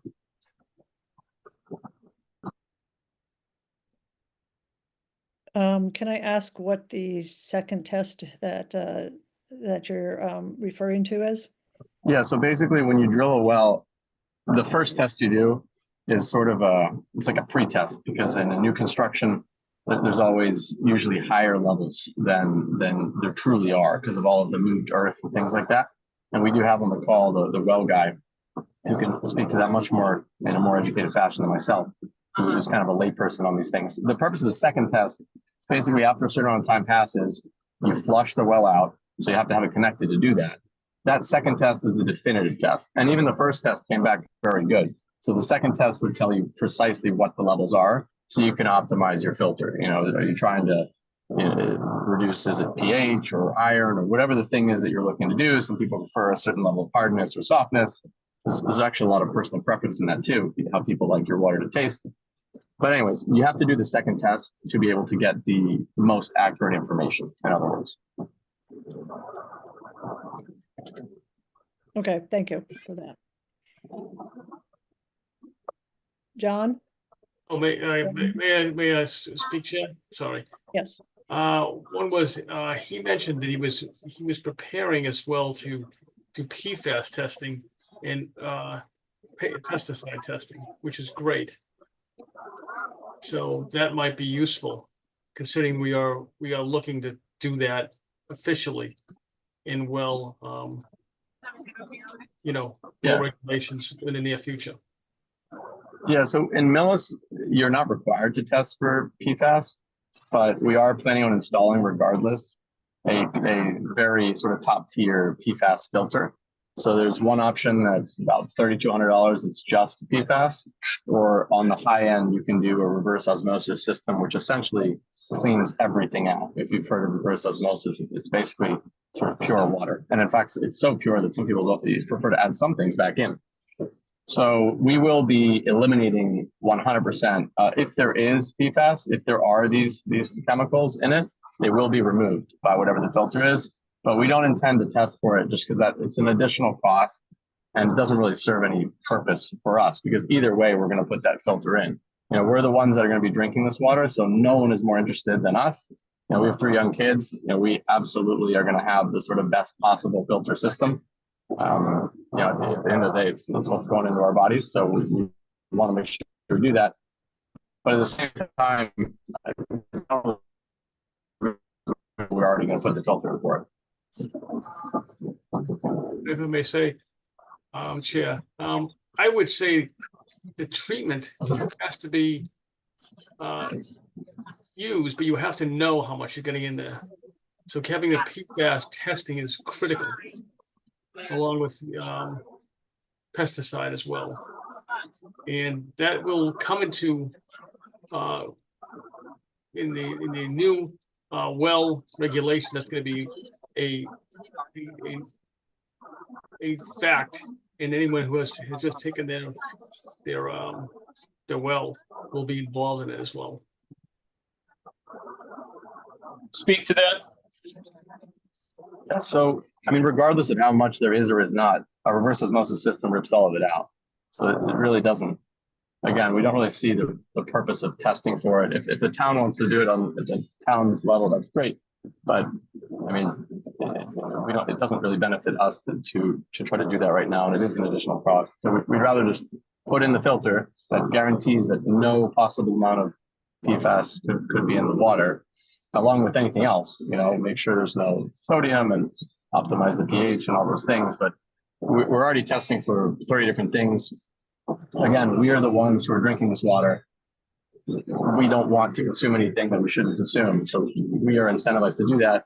We have the financial wherewithal to pay for whatever the filter is. So that's all we're asking, just to be able to go ahead with it. It doesn't affect anyone else. This is only water that we're consuming. No one else is consuming it. There's sort of no possible adverse effect on the town or neighbors or anything like that.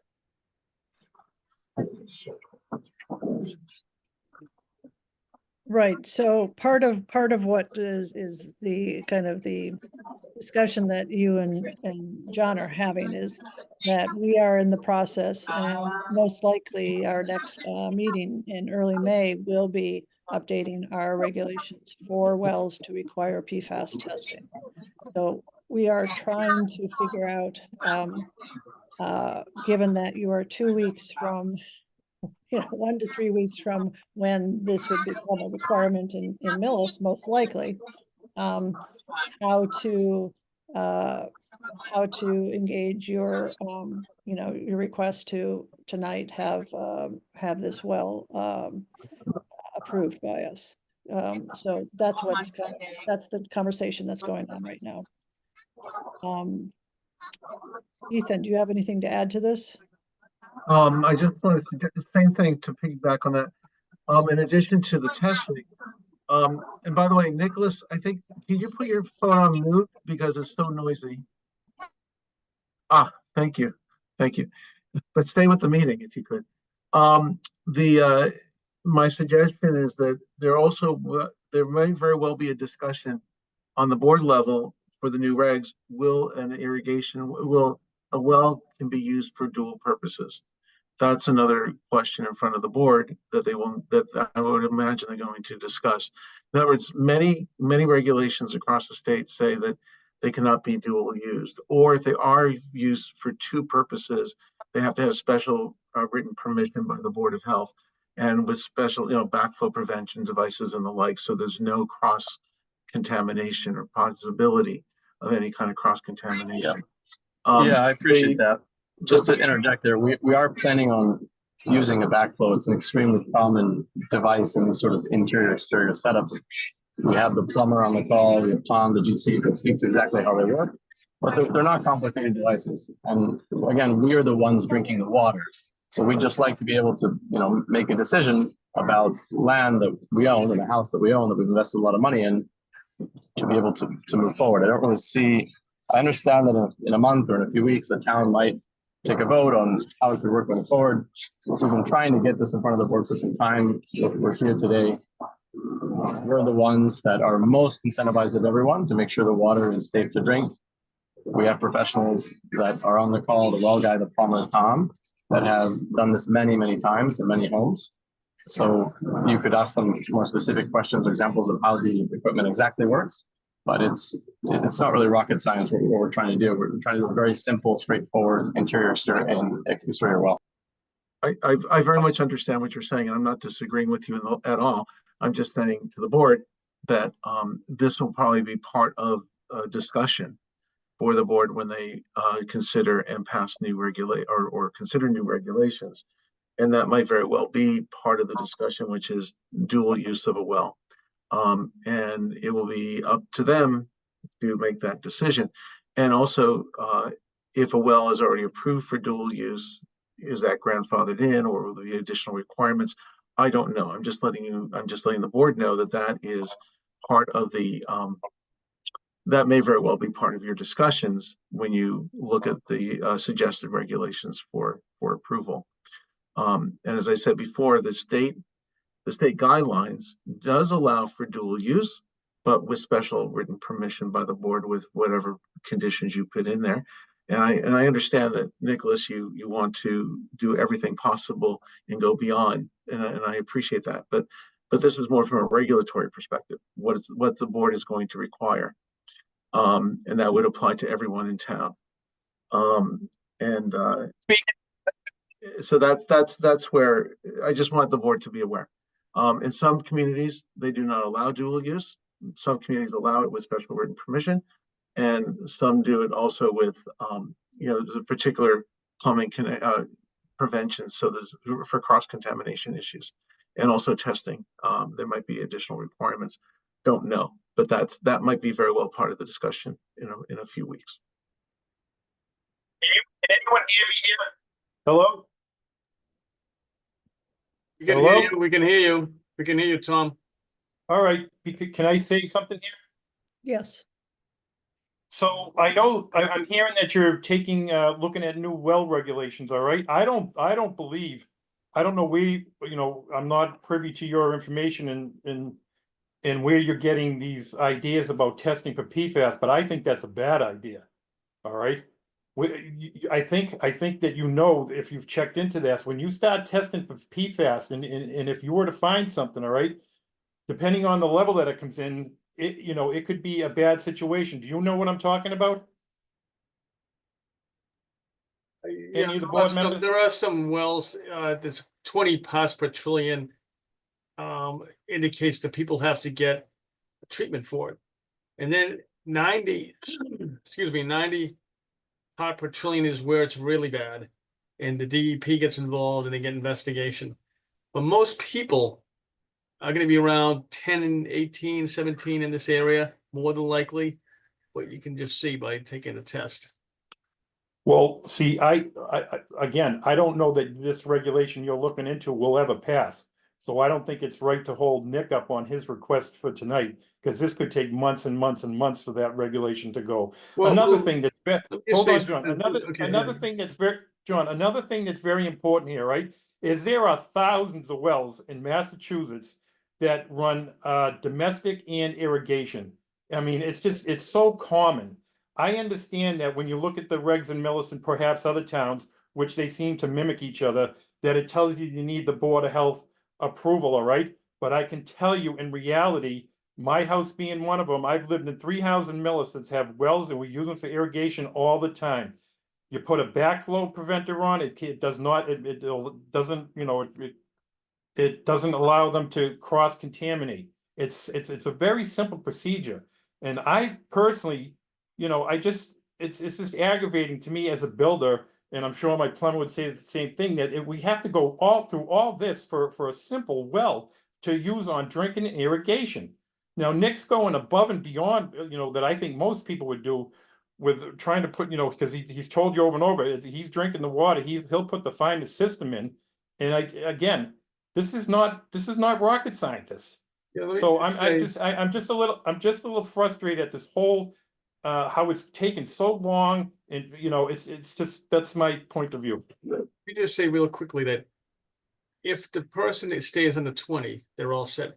Goes to 20, they get a filtration. And that is probably a $2,000-3,000 to start, and maybe $600 a year to get the so it's really not that awesome, you know, defeasive, or it's not that bad. And you know, And he's telling you he's going to do that already. right, but It's required by, knowing that it's required, knowing it is that it's coming required by down. Mass Plumbing Code that anytime you have an irrigation, you have to have a backflow, whether it be town water, private well, it doesn't make a difference. You have to have a backflow preventer on an irrigation system. I was talking about the PFAS right now, but I understand that too as well. I do understand that as well. So I'm saying, I think what Nick's saying is that, so hopefully, even if you were to test it, he's telling you he's already gonna put that on there. All right, and I think for timing wise, you know, again, I think for you to get these regulations changed and passed, it could be months, who knows? And Nick's been waiting patiently, and we're ready. I mean, he's got his lawn in, it's waiting for water. We're just trying to get this thing up and running, and you know, just where we're at. Okay, this is Jaikarr. Point of clarity. This is the first time that Nicholas has come before the board, so I'm not understanding the, you know, the, what sounds to me like we have held up some process for Nicholas. So am I mistaken that Nicholas has come before the board before tonight? No, I have not come before the board, but we Okay. did try to get on the schedule in March, and we missed the meeting, and there was some confusion in April with who was going, and I ended up not going because I misunderstood the date of the meeting. So we have been trying to do this for a couple of months now, and Okay, we're not on trying your to side, delay. you've been trying to do it, but we haven't, we as the board have not facilitated this agenda, correct? Correct, I just correct. want that. Yeah, so I mean, I missed the last one because I traveled for work. So I was on an airplane, and the board meeting is only once a month, and it seems like you can't move it. So that was sort of too bad for me. And for whatever reason, in March, I think when we first solicited it, it was after the meeting had already taken place in March. So Okay. not sort of trying to blame anyone, but Tom's point is we have been trying to do this for some time. And I guess I would also say, understanding the future, it may change, it may not, but our request is for now. And personally, you know, I'm new to town, new to how things work in Millis, but I wouldn't feel that it would be appropriate for the town to say, look, you have to just wait because it might change in the future. It might not. The request is here and now. I don't want to be held hostage to future processes that may or may not take place. And all that, to me, that does not seem appropriate. I mean, the request is today with the regulations that exist today, with the information that we have today, that, you know, the board should rule on. Okay, I just wanted to point of clarity in terms of the communication around how long it's taken to come to this this agenda before the board. So thank you for that. That's helpful. No problem. Matt or Carol, do you have anything to ask or add?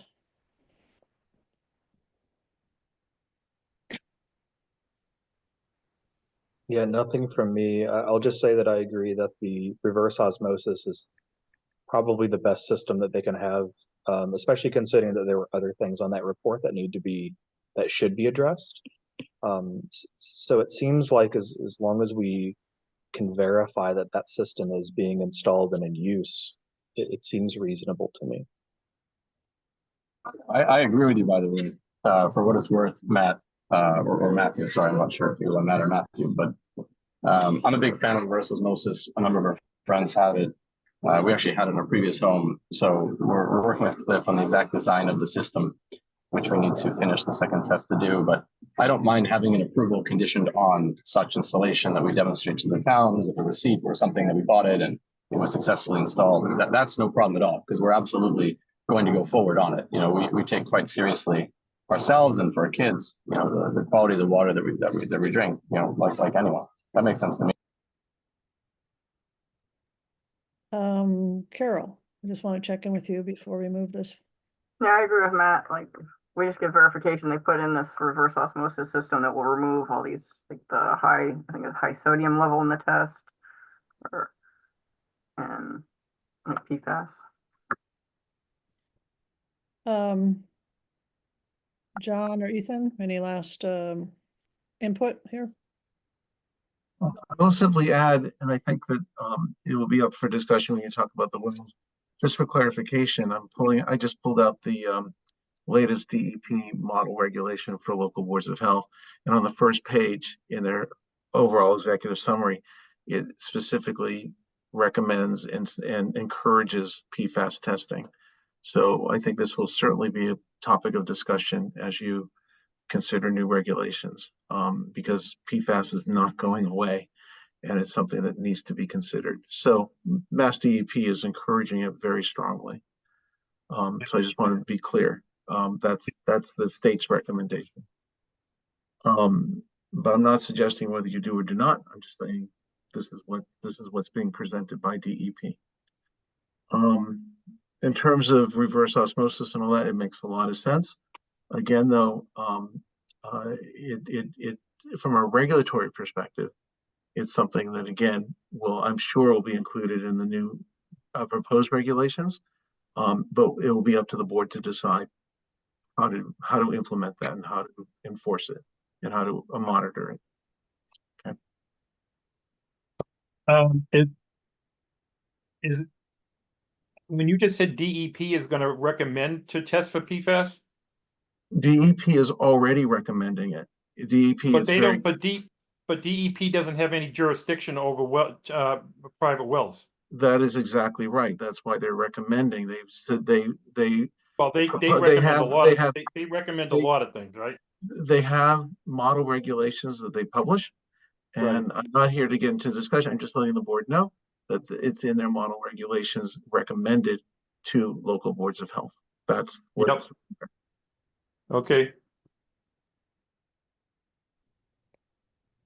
How many other towns around Millis are testing private wells for PFAS? One. One? Which one? Sherborne. Okay.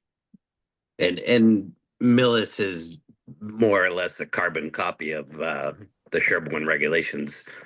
Sherborne just put into effect the beginning of this year, I believe. It was either beginning of this year or a few months ago. They just changed the regulations to add in the PFAS requirements.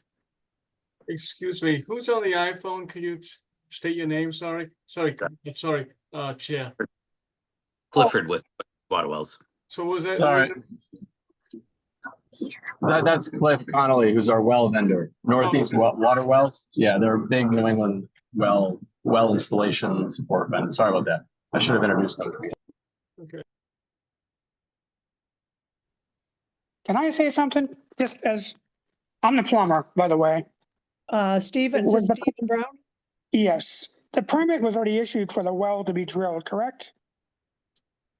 Was there a permit pulled for the well to be drilled? Yes, it has been. Okay. So if the permit's pulled for the well to be drilled, you have to go by what's on the regulations at that time. So if you don't have this on the book that you're going to check for this PFAS, how can you hold him up and say that because he put the well in, we're going to require this test, but it's not on the books yet. That's like somebody No. coming to me and saying, we're gonna change the plumbing code the next session, but you have to do it now. Well, if it's not on the regulations at this point and the well is in, then how can you require him to test for it? Because the permit was issued before the guideline was in effect. No, we're asking that he does it, on his. And another thing, he's gonna put that filter system in no matter what. So even if it does come back positive or a high level or whatever, he's gonna put the filter system in no matter what. So it's like, you're gonna make him spend a couple $1,000s to test for this that may or may not be there. And it's not gonna change the outcome because he's gonna put the system in no matter what. I mean, like he said, he's drinking the water. It's for his wife, his kids, it's his own personal use. So I just don't understand, like, how you can hold somebody up stating that, yeah, we're in the future, we're gonna have to test for this. The permit's already issued, the well's already in. If it's not on the books, then he's not required to do it by code. Let's see what the board has to say. Who just said something? I'm sorry, it was Tom Roach. I said, okay, Steve, let's just see what the board has to say. That's all I said, sorry. If I may just, they have to get the second test, the testing for chemicals and whatnot before they are considered good for everything. And they can then be acted upon as a good well at that area. They need that second test done. Oh, I understand that. I understand, but if the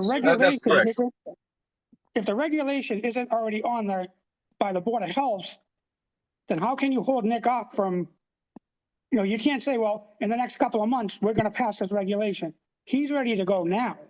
You can't, like, I don't understand how you can hold him up and prevent him from tying in. Whatever, that's just my 2 cents.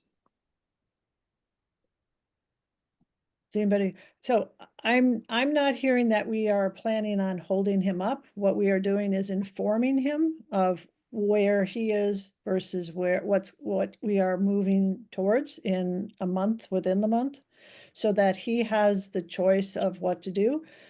We also, in hearing that he wants to do a reverse osmosis, that's information that is congruent with what we are trying to establish for quality water for people. Our municipal water has gone to screening and eliminating PFAS, and we're trying to help people who are not on municipal water have quality water as well in a town that has a fair amount of areas of PFAS contamination. So it's a process of information. It's a process of inquiry. And this is our first time, meeting with Nicholas and you and Mr. Roach. So we're just on a learning curve as well. So I appreciate your point of view. Sure, I appreciate that.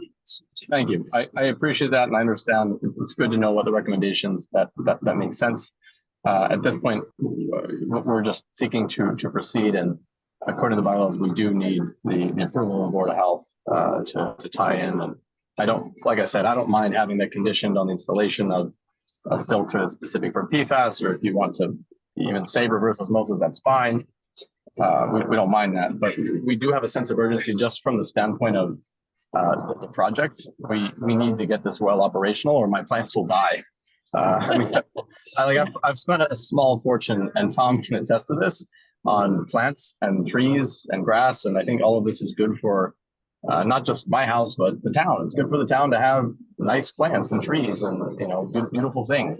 That's good. But those things will die, and they will die if they don't get water. And we're getting into the spring is in full swing. Unfortunately for me, the ski season has ended, and it's very clear that we're in warmer weather. So we need to get that thing operational. I mean, we'd like to do it on Friday, and we've got the irrigation guy teed up. It's not so easy also to get vendors at this time of the year teed up and ready to go. So if I lose that date, I don't know when he's gonna, because everybody wants to get their stuff going in the spring and the summer. So look, we're not trying to browbeat you guys or anything like that. I appreciate what the town's trying to do. It makes sense. PFAS is bad. All these things are bad. We want to drink good quality water. And we're going to do that. So anyways, we're here just seeking the approval to move forward, and we really appreciate it if we can get this over the finish line. Jan, can I mention one thing? As far as the DPW has to be, water supply has to be off that house before you hook on your well in that house. You know that, right? Absolutely. Yep, Okay. absolutely.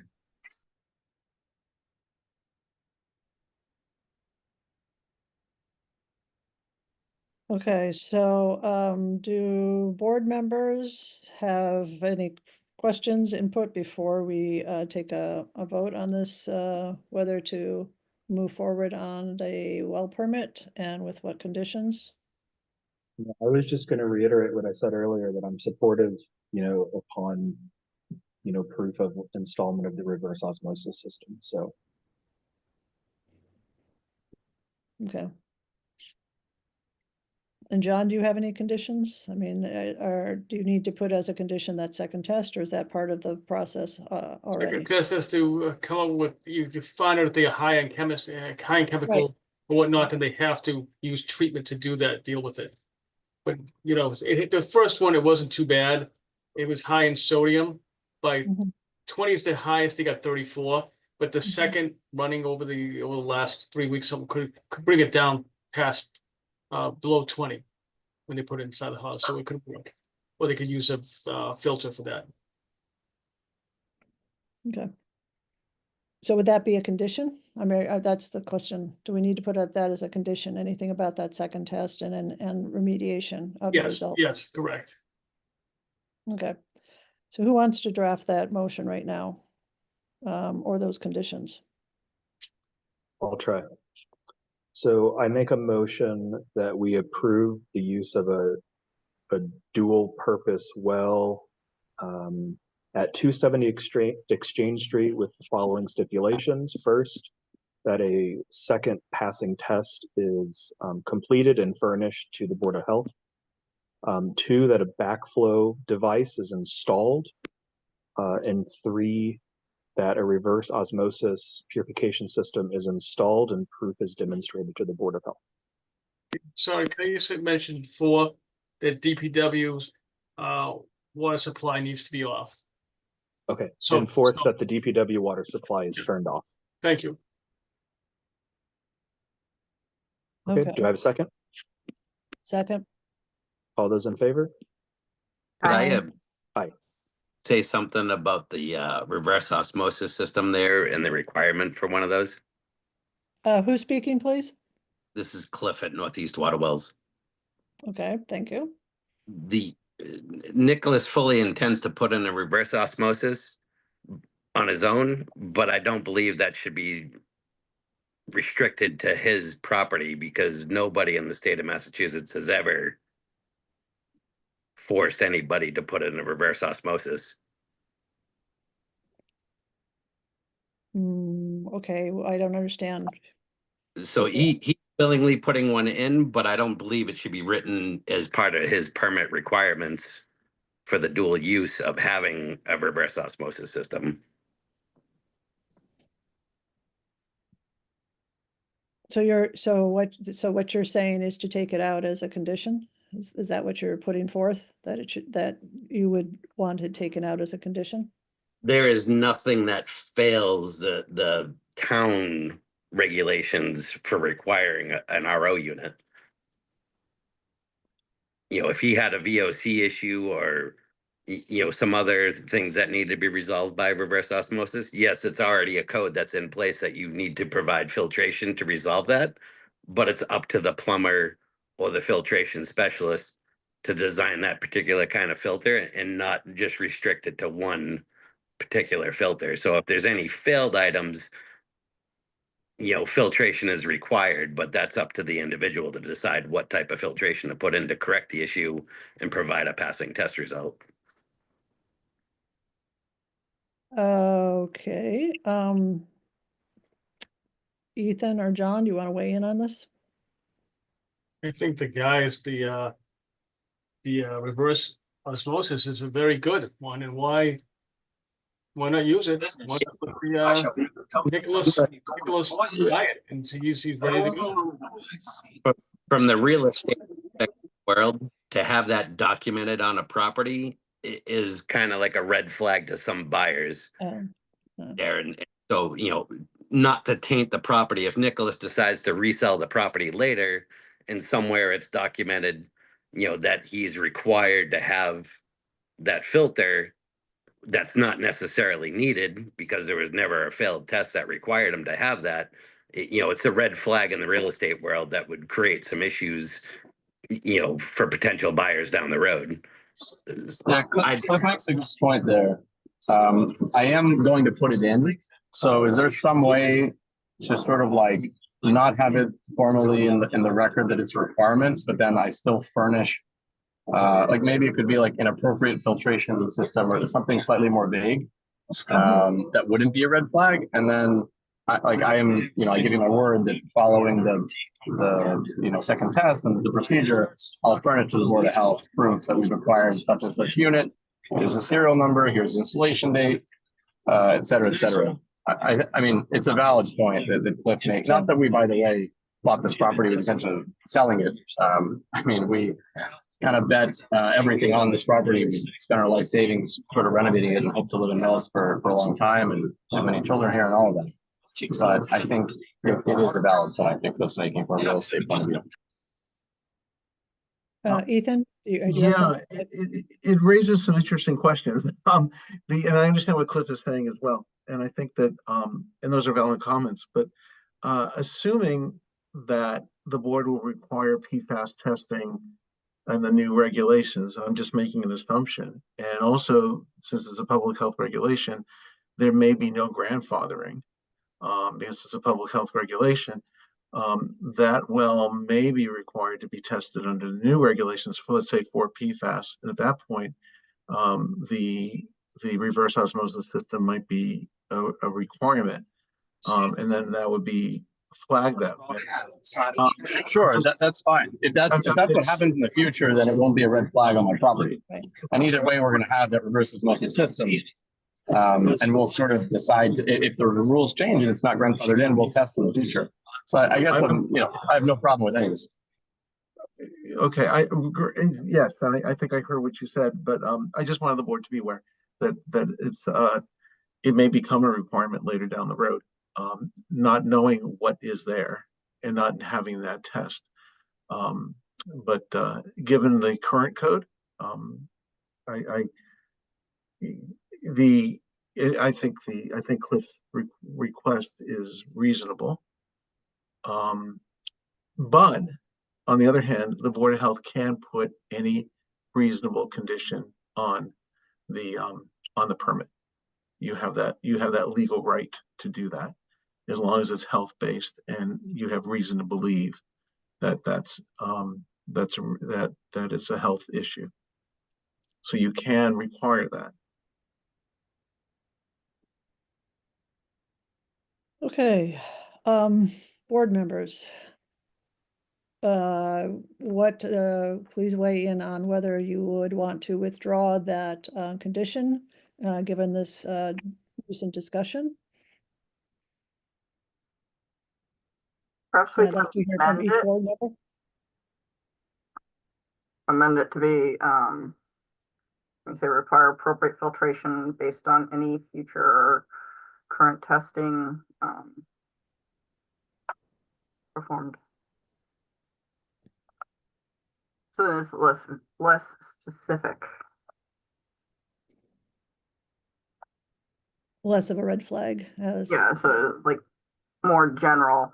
If there is contamination in the water, have a appropriate filtration system installed to address said issue, which would be the high sodium levels I believe we've had in that test, and say if we had PFAS in the future, it would address that in the future. Would that be less of a red flag? I was going to say, I'm not clear on why one filtration system versus the blanket language of a filtration system is a red flag. I think the reason why it'd be a red flag possibly is that it is reverse osmosis is far and away the most complete and the most sort of intense form of filtration. So it could lead a possible buyer to believe that you had a big problem or something like that, and you needed to put in the most serious filter because you failed a bunch of tests or something, which isn't the case. I think that's the point that Chris is making. Yeah. Nick, is your speaker on? Because we can't understand a word you're saying. Sorry, can you give me 1 minute? That's better. Monkey is That's good. Can you guys hear me now? Yes, much better. I'm gonna turn off my video because it affects the signal of the call. Okay. I'm in a car, so the signal. But you can hear me okay now? We found a skirt and bodice lying on a chair. Hello? Yes, way better. Okay, yeah, wonderful. Okay, sorry about that. Sorry, Ellen. Yeah, so I was just reiterating the point that Cliff made. The reason why Cliff thinks that the reverse osmosis, if you put in writing as a requirement, it must be the reverse osmosis filter. The reverse osmosis filter, which by the way, we will put in, it's the most intense and expensive type of filter. It's the most complete. It removes everything. So if a potential buyer could look at it and say, hey, these guys were forced to put this in because they failed a test, when in reality there's like really bad water where the house is or something like that. Otherwise, why would the town force them to put in that type of filter instead of just saying a filter that's appropriate based on the results of such and such tests? I think it's a valid point. Again, we will put the reverse osmosis in there, and I'm happy to furnish the Board of Health with whatever documentation they need to do that. I think it's just more of like a formality. If we ever were to sell it, we don't want to have a possible problem with that. That's all. At night, he used to sleep in ditches, barns, or anywhere he could find.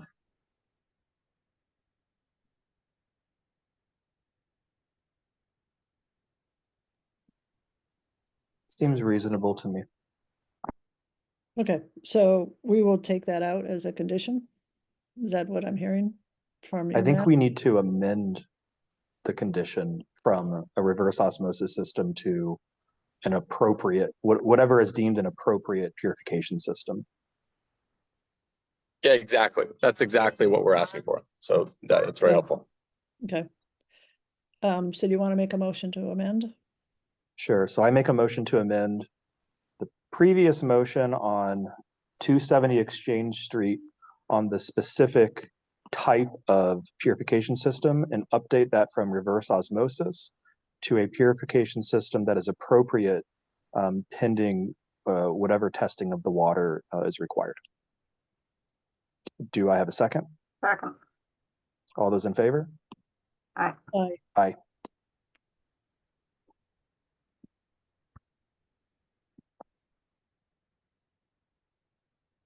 Okay, so now Nicholas, it's between you and your plumber and John And the iPhone. and the iPhone. Awesome. And the iPhone. Look, thank you guys so much. I really appreciate your consideration, your recommendations. We take all that very seriously. And it's been a pleasure to be in Millis now for a couple of years. It's a wonderful town. We're very blessed to call home. Well, we're very happy to have you here. Thank you for your conscientious effort. Appreciate it. No, absolutely. All right. I should probably drop now, right? It moves on to Yes, somebody else. You get to move. You get to like go to the rest of your life. I mean, you All can right, I'm gonna stay try if to- you want, but it's No, up to you. no, it's no need. You guys have it covered. It's clear. All right. I'm going to try to put my daughter to bed. Thank you guys very much. Have a good one. Yep. Goodbye. Bye. Okay, so a question, because our next agenda item is Regency Glen Ellen Irrigation Well and Pond. I was told by Heather that it wanted that Mr. Cannon had requested that this agenda item be moved to the next meeting, and yet I see Mr. Cannon and Ted Merchant, so I don't know if that item still wants to be moved. If you could, to the chair, yes, that would be great if we could, so we could explore some options on that. And Mr. Merchant and I are here tonight to listen about the draft well regulation Oh, okay, changes. okay, Yeah, thank you very much for accommodating our request to move that one item to the next Okay. meeting. Thank you. So let's do that officially. I make a motion that we move the agenda, Regency Glen Ellen irrigation well and pond scheduled for tonight's, Board of Health meeting to our next Board of Health meeting, which will be scheduled to be determined date in May of 25. Do I have a second for that? Second. All those in favor? Aye. Aye. Okay. Which brings us into our discussion of draft well regulation changes. And RTC. So the next discussion item is draft well regulation changes. Okay. So this is a discussion, which means we will simply be dialoguing about the draft as it stands. We will not be making any sort of vote or decision tonight, other than to come to conclusion about different portions of the draft, but it will not be moved into a vote tonight. So, one of the before we go into the whole of it, one of the decisions that we want to make is whether to work on only tonight and focus only on the portion of the regulations as it pertains to irrigation wells and irrigation, the irrigation wells and irrigation, so as to be current with the regulations that we are engaging in dialogue with Regency Glen Ellen about.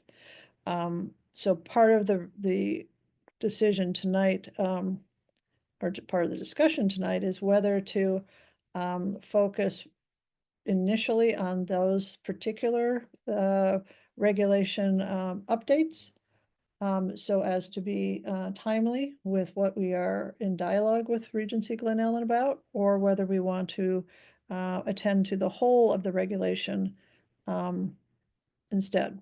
So I'd like to start that as the initial dialogue. So John, can you go to the irrigation well section of the draft? So, do the board members understand what I'm presenting or offering in terms of the choice that we would want to make as a board? I think so. I think you're to say it back to you, you're suggesting that we focus on what is important to the discussion with Regency Glen Ellen now, and if we have time, we could talk about the other pieces. And again, that this will be discussion only. We are not proposing to vote or anything like that. Right. And may I speak for a second? Yes. So we had this draft overlooked by Glenn Avery, the technical survey, and he had some questions, and we did do those questions, do those up, work those up. And so we do have a draft that is pretty good. And I know that Ethan has been involved in this too at the technical survey top, that they were used as well. They're using that to go over the well and see if they can, correct it or to make it better. But right now, this is what they said was fine. So, and I corrected some of the issues that he had written up in one of his technical survey reports. But right now, everything is good. And Ethan, if you got any questions, please say what you need to here. Okay, thanks, John. I just want a little bit more of a background for the board and other people that are listening. And that is, this is a very, very draft. This is nowhere near a final draft. That's one thing. Secondly, we decided to ask our shared services group to assist in looking at the regs and updating them, with the hope of sharing information among the communities and the shared services, and also seeing if what towns needed update, which towns didn't, and to do a shared process on this. It's been very good. I think it's taking a little bit more time, but that's because it's shared and there's a number of people that are weighing in. And we did find out, for example, the towns range from no regulations whatsoever, that's Hudson, to the other towns do have regulations. Some of them are old, like Millis's, and others are much more recent, such as Framingham. And so the goal is doing that, and also the shared services assigned a technical expert. John had mentioned his name is Glenn. He's from the Berkshires, where they have a lot more wells than we do. And so he's our advisor, our technical advisor, as we plow through this process. So that's number one. Number two is looking at these regs. I would just like to remind the board that you have a couple of options in front of you. Obviously tonight is for discussion, but as you go to the future, you have the choice of doing nothing with your current regs until this is finalized for a draft, and then obviously for discussion, changes and modifications and what have you. You can always, by the way, if you see something here, if you discuss something here, you can always amend the current regulations as you see fit as well as this goes forward. And those are, or you can do absolutely nothing and let the regs stand as they are as a whole until such other time you want to write new regulations. So I just want to be clear that this is for discussion purposes and for you to digest. But those are your legal options in front of you. You could, as I said before, you can amend the current regs. You can also keep the current regs the way they are and not amend them. And you could also deal with new regs as a whole, or you could do some variation of that. I think there's a bit there on irrigation. I think we added some other narrative to it that I think I sent in by email, but I guess it's not reflected here. But let's we're happy to jump into what's here right now. And then one more thing too, and that is I think we've discussed this, to its death, and that is it's not clear. The current regs are not clear at all, and in terms of what's required and what's not required for irrigation wells, and that's why we're having this discussion. All right, so that's what I have to say.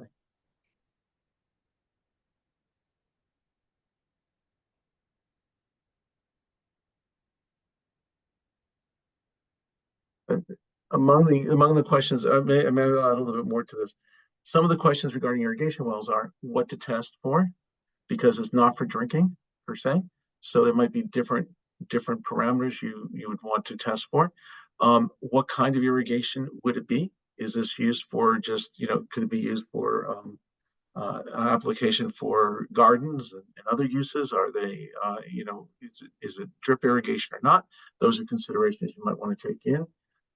Also, when would you look at different parameters for testing? So what was the former land use? What was nearby? Is it within, let's say, 500 feet of a land use that might say, well, that might give rise to other concerns? So those are some of the things that would be applicable to irrigation wells, or may be applicable to irrigation wells. Another thing about irrigation wells too is not reflected in this little section here, but can there be dual use wells? We just addressed that, a moment ago in the meeting. As I said before, some towns allow it, some towns don't allow it. And again, that's up for the board to discuss. And there are reasons for both. But obviously, there are ways to do it. And again, but our regs don't, the current regs do not address that specifically. All right, I've said enough at the moment. Let me just share more, and as I'll be quiet for a minute. I just want to pull out a piece of paper here.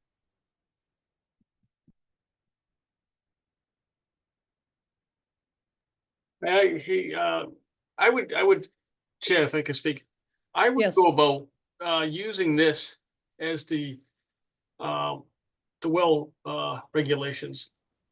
And if they don't have everything that you need, you can always fix them in the future. You see what I mean? But you can fix it within 6 months, within a year, within two. Other towns have done that. So you don't have to have, initially the best in the world. It's better, I think, than the old one we have.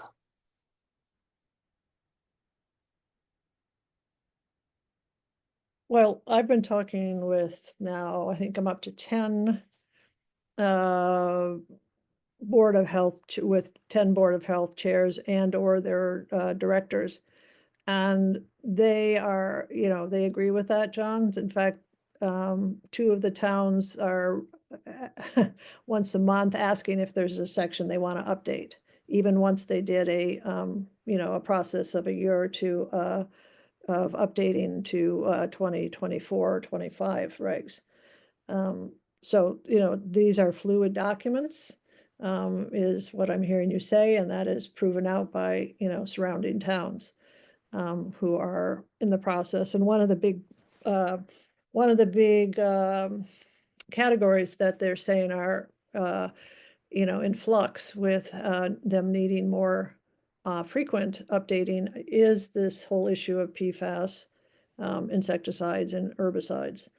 As the data starts coming out more and more of the impacts and the health risks with those components. So we are in,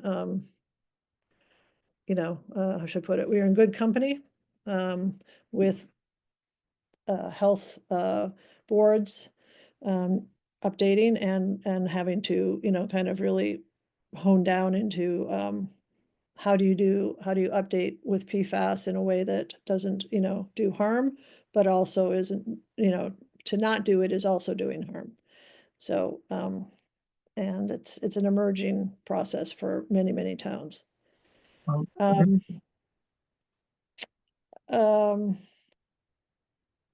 So I had the benefit of looking at what Ethan had sent over to John about some of those things he had highlighted about testing, peer review, bringing into play what kind of use the property had prior, what's the history of use to a property.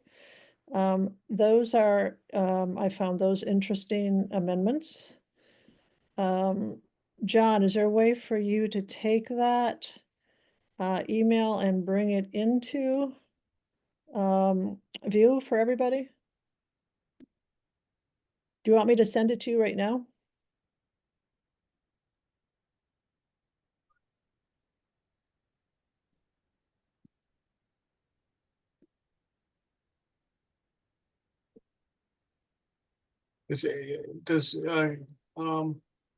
I'll send it. I'll just send it to you right now, because that way you don't have to look through it. It's something that didn't make it into this draft at the moment for some reason. There's a number of drafts floating around. I was going to say that, well, yeah, there's a lot of people working and funneling it, and it doesn't always get updated into the current draft, which means things are happening. That's good. If I may, I'll just paraphrase as you get that up there. One suggestion is having peer review. If it's a complex, that would be irrigation wells or any well for that matter. But I would say for irrigation wells, there would be that that ability for peer review if it's that complicated or complex. And the other one was looking at prior use of the land. In other words, that would require a review by the Board of Health as to what else would need to be tested or likely tested based upon the prior use. So, for example, if it's near a landfill, or if it's near a 21E site, or near an agricultural site, or on a former agricultural site, that would mean that there were different uses on that property that you would not see or expect to see on a residential property or an undeveloped property. And that may require additional parameters to be tested. So that was part of what I had suggested to be added to the draft. So how many years are you going to go back to look at the land? Well, it depends how long the contaminants might be expected to survive. So, for example, PFAS are considered forever chemicals. So you're gonna go back to when Columbus came over? No, Columbus didn't have PFAS, but the problem here is that if you had, let's say you suspect PFAS, and we know that lasts for millennia or centuries at the minimum, then you would test for it because it doesn't degrade, and it still remains a health hazard. Certain other chemicals, let's say organochlorines, which are, if you're not familiar with those, in some environments, they stay in the soil and they don't because of their solubility. But in other environments, they can get into the groundwater, and these things last for centuries, or their byproducts can last for centuries. And it all depends. It really depends as to. No, I'm asking about, no. I'm asking how far back you're gonna look at the uses, You would look at the use. So, for example, if the you knew, previous uses, how far back will you go? well, you go back to what you have knowledge on. So, for example, if you knew there was a farm there for the past 150 years, well, that tells you a lot. That tells you a lot. And if you knew there was another use there, that also informs you as to how you make those decisions. If you knew it was never developed, well, then you have less reason to believe that there'd be other contaminants there. And you would just do the regular parameters to be tested for that's required for everything. So I'm suggesting is, and there are a number of boards that do have that provision in their regulations that consider site-specific conditions.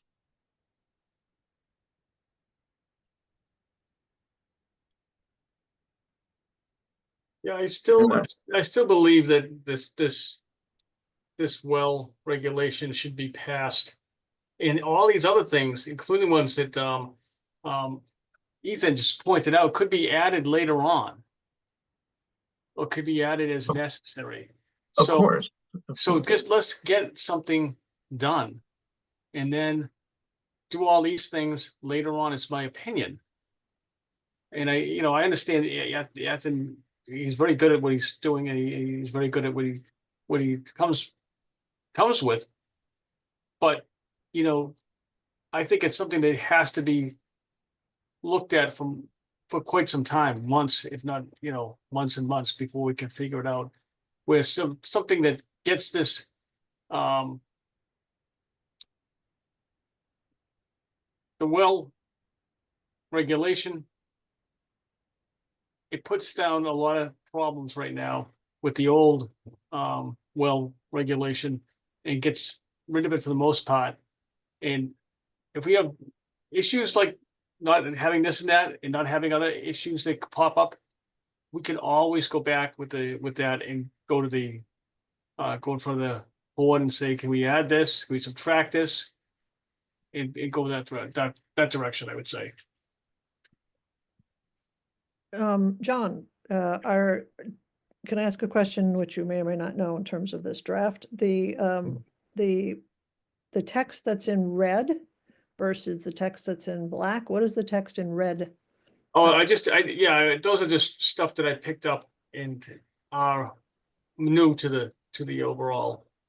That wasn't in it for 2 weeks ago or something like that. I put it in within the last week or so. Okay. And some of them may be more, well, it's more of a controversy that people may look at. The red? Yeah. Okay. So you've coded this draft with red text for information that would want to be looked at more carefully because it might be quote unquote controversial. Is that what I just heard you say? Some of the ones with the sentences, yes, but stuff like the one at the top here that says 400 feet hazardous waste spill site. That seems logical to me. Active or closed landfill, 400 feet, that seems logical to me. And so that's, it's a good pickup. Okay. So where did this 400 feet active or closed landfill text come? That was from another, I think it was from actually the Stowe. I can't remember, but I think it was Stowe that was in the Stowe. Okay.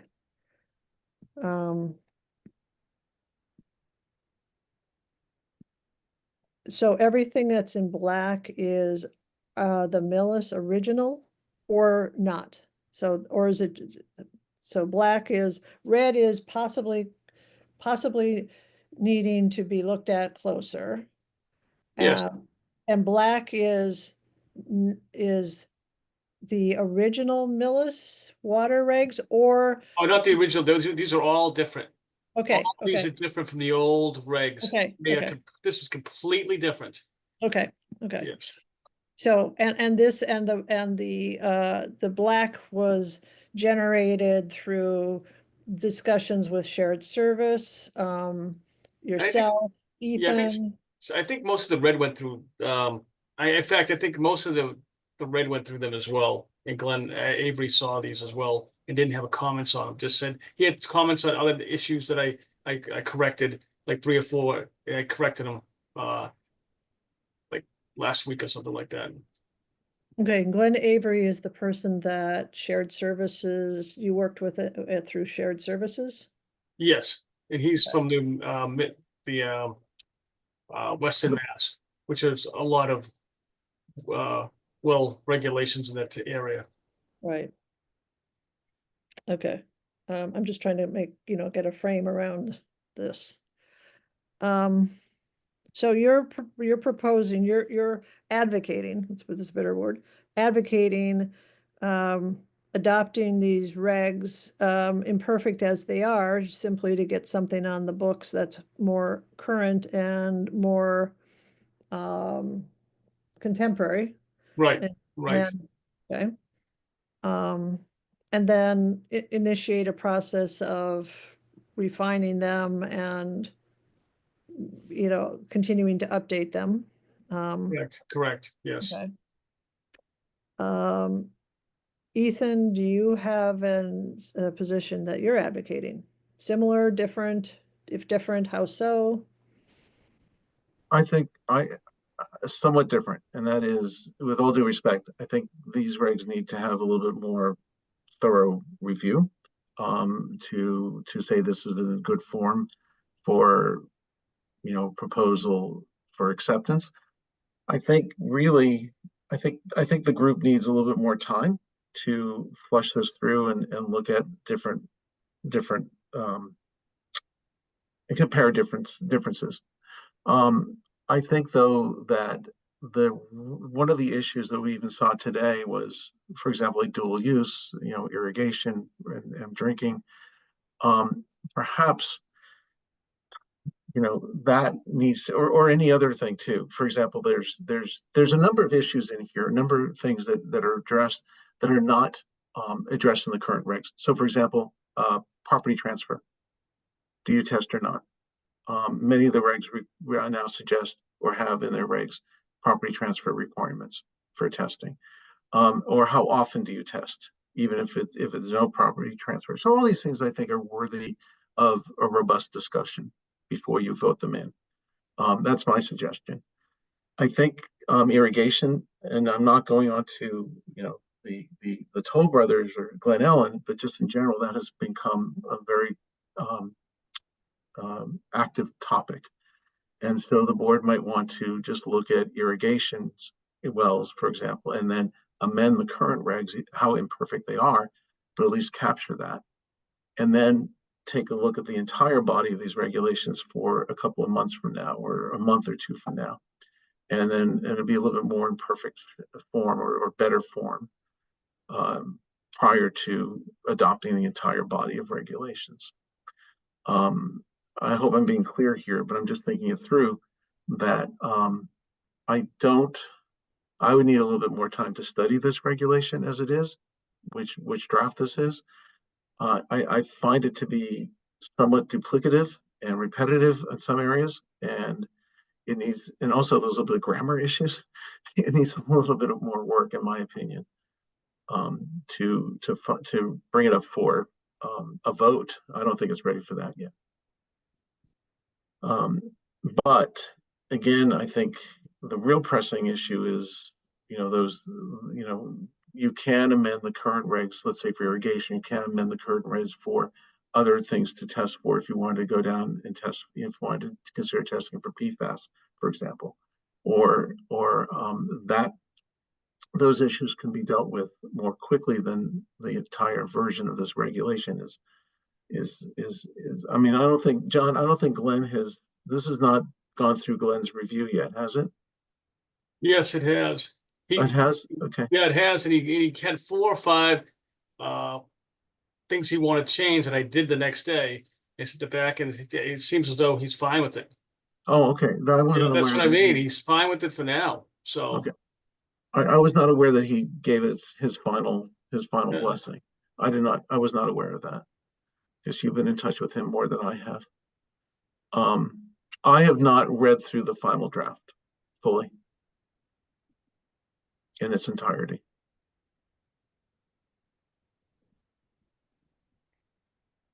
Not this particular draft. I was focusing on irrigation wells right now. It was my focus.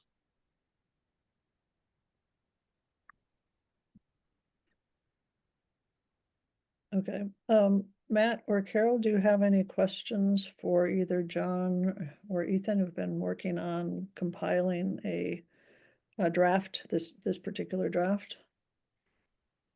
So I don't yet have any questions. I have 2 comments. One, I agree with Ethan's strategy. I think we should get it right and do it, excuse me, once, rather than do something quickly and go back and try to fix it. I feel like if we had some sort of crisis, it might make sense to take that strategy, but I don't think we necessarily do. I know that crisis is a moving definition. The other is I'm looking at page, let's see if I can figure out what page it is. Well, the page that has the PFAS testing sort of suggestions. I think we need to look at that and be pretty specific, because as we know, PFAS can be like a couple thousand chemicals, and I know that we call out 6 specific, and those are the most well studied. I just want to make sure that we've really researched the literature and make sure that we're not either being too specific or too broad. yeah, that's Can I respond? that's actually what DEP has come out as the concentration that you look for in PFAS. EPA. Yeah, so my concern, John, is that let's say in 5 years they found 6 more that are associated with whatever. Yeah, we could change it at that time. We could change it at that time. No, I know we could. I guess that's just something for us to discuss, is how broad or how narrow do we want definitions of some of these things to be for a chemical group that does contain many, many species. Yeah.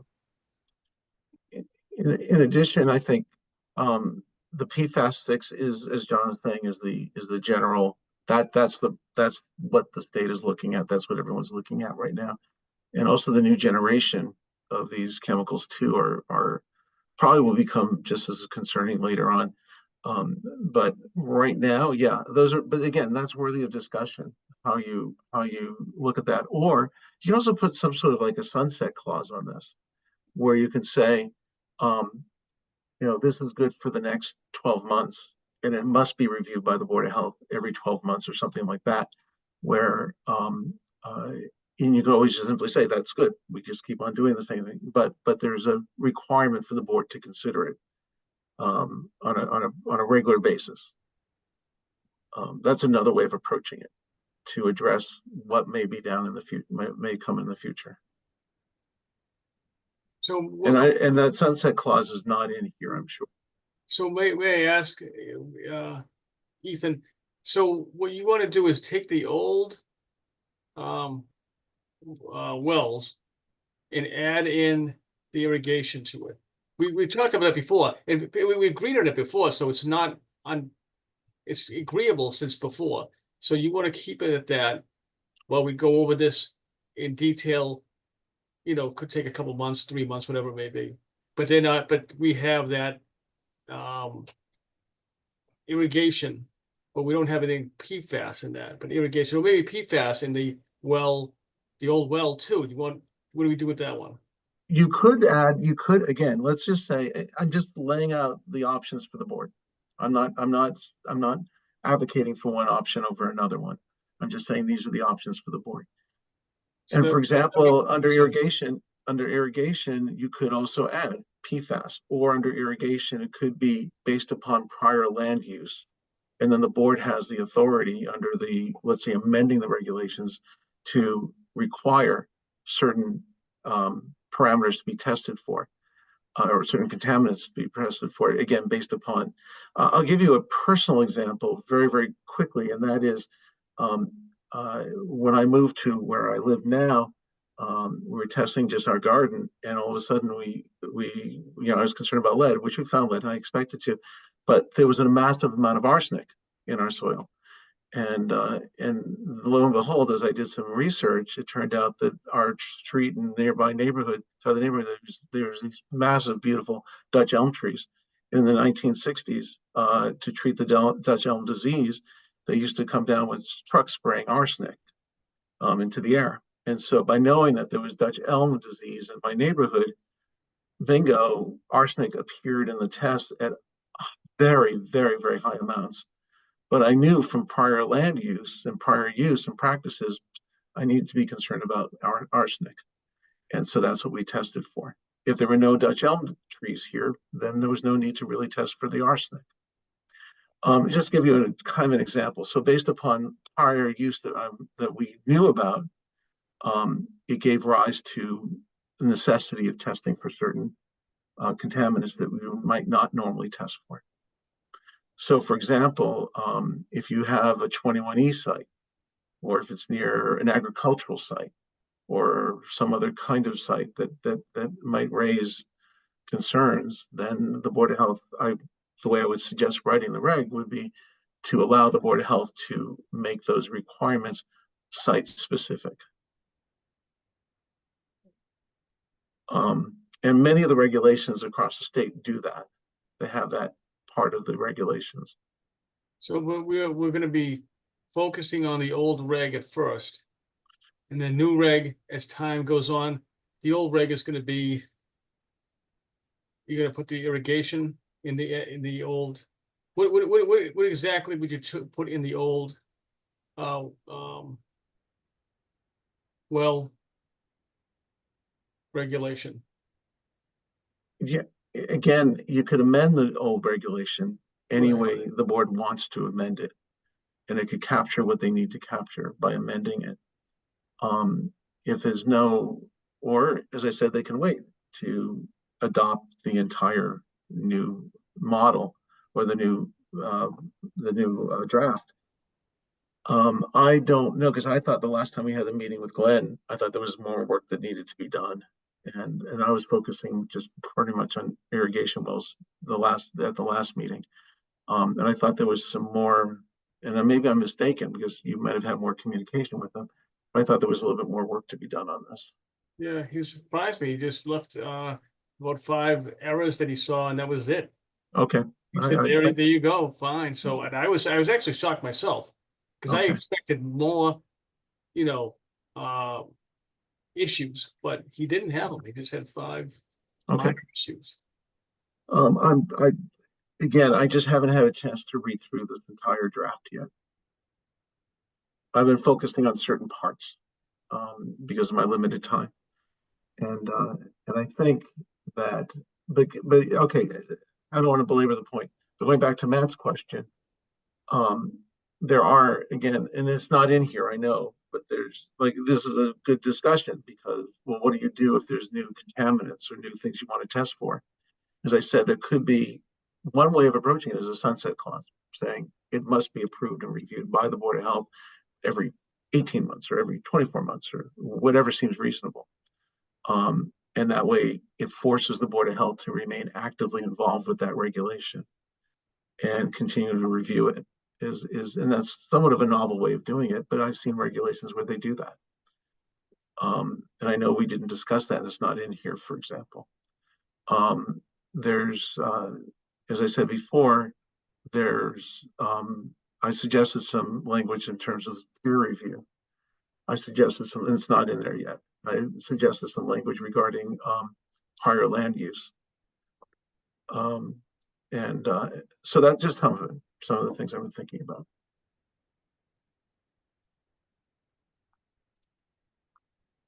I wanted to bring up, Jaikar, if I could, one other question. Based on sort of discussions with a very limited number of the public tonight, I feel like there is some unexpected controversy to the, let's say, described risks of ingestion of PFAS. Should we have a conversation or be prepared to have a conversation when we do have a public meeting about this, to feel certain about, you know, the potential issues with PFAS?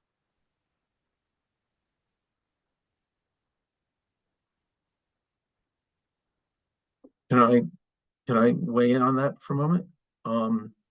That could be a very worthwhile discussion for the public, a very worthwhile discussion. But maybe reach out to the Office of Standards and Research at DEP, and they might be able to provide a representative from DEP to talk about PFAS, because they do have a task force on PFAS. And that might be useful, or at least I might be able to provide, you know, some good information that we could distribute before the meeting. And just overall, the biggest concern about PFAS is they're looking at drinking, not so much in terms of other exposures yet, because again, that's the most serious concern, because everyone's drinking water. But they do have some work they've been doing on in terms of other exposures through eating and through also inhalation, I believe. So there, yes, I would support that. Yeah, it's interesting as well, in the old well regulation, Ethan pointed this out one time, that there's a section in the you know, the chemical and whatnot in bacterial, and it says that it has the right to change that chemical and stuff as they see fit. Remember that? Yeah. It is still in the old one, so it's kind of, you have the ability to say PFAS, because it didn't say no PFAS allowed, but it said you can choose something that's not on this list if you find that it's a problem. So it's even in the old well, it would, you know, the regulation has something that would pick out a lot of stuff that you wouldn't think would be in it. Almost. Well, I mean, part of the problem with the old regs also referred to a 1991 document written by EPA that you can't even find online anymore. It's gone. It's even hard to find it. You're right, though. It does give some broad authority to the board. But I think what started this whole discussion was, for me, was, you know, the lack of definition and clarity on irrigation. That was the start of all this. And then another, also came up, was the dual use. That's not in here. And then a question about, what about geothermal? That's not in here. Yeah, it's in there. Geothermal's in here. No. I'm saying in your current regs, in the regs that are existing, it's not in there. So that's why I think, you know, that's what brought up all these different discussions. But there's no geothermal regulation. There's no geothermal wells in front of the board right now that I'm aware of. So I don't see that as an urgent. That can wait. And I agree, though. I think, getting back to Matt's comment, I think the issue of, you know, emerging contaminants and all that, those are constantly coming forward. Those are constantly, you know, being, you know, looking at, and they are of concern. Like another thing that's not addressed in your current regs are property transfer, and about regulating, you know, testing for property transfer. Some towns do, some towns don't. And that's an important, in my opinion, that's an important topic to discuss, because that has implications for property sales and values and all the like that even came up just earlier in the meeting. And yet there's a real, you know, there's legitimate arguments on both sides. Very legitimate arguments on both sides. And I would suggest that needs to be seriously discussed.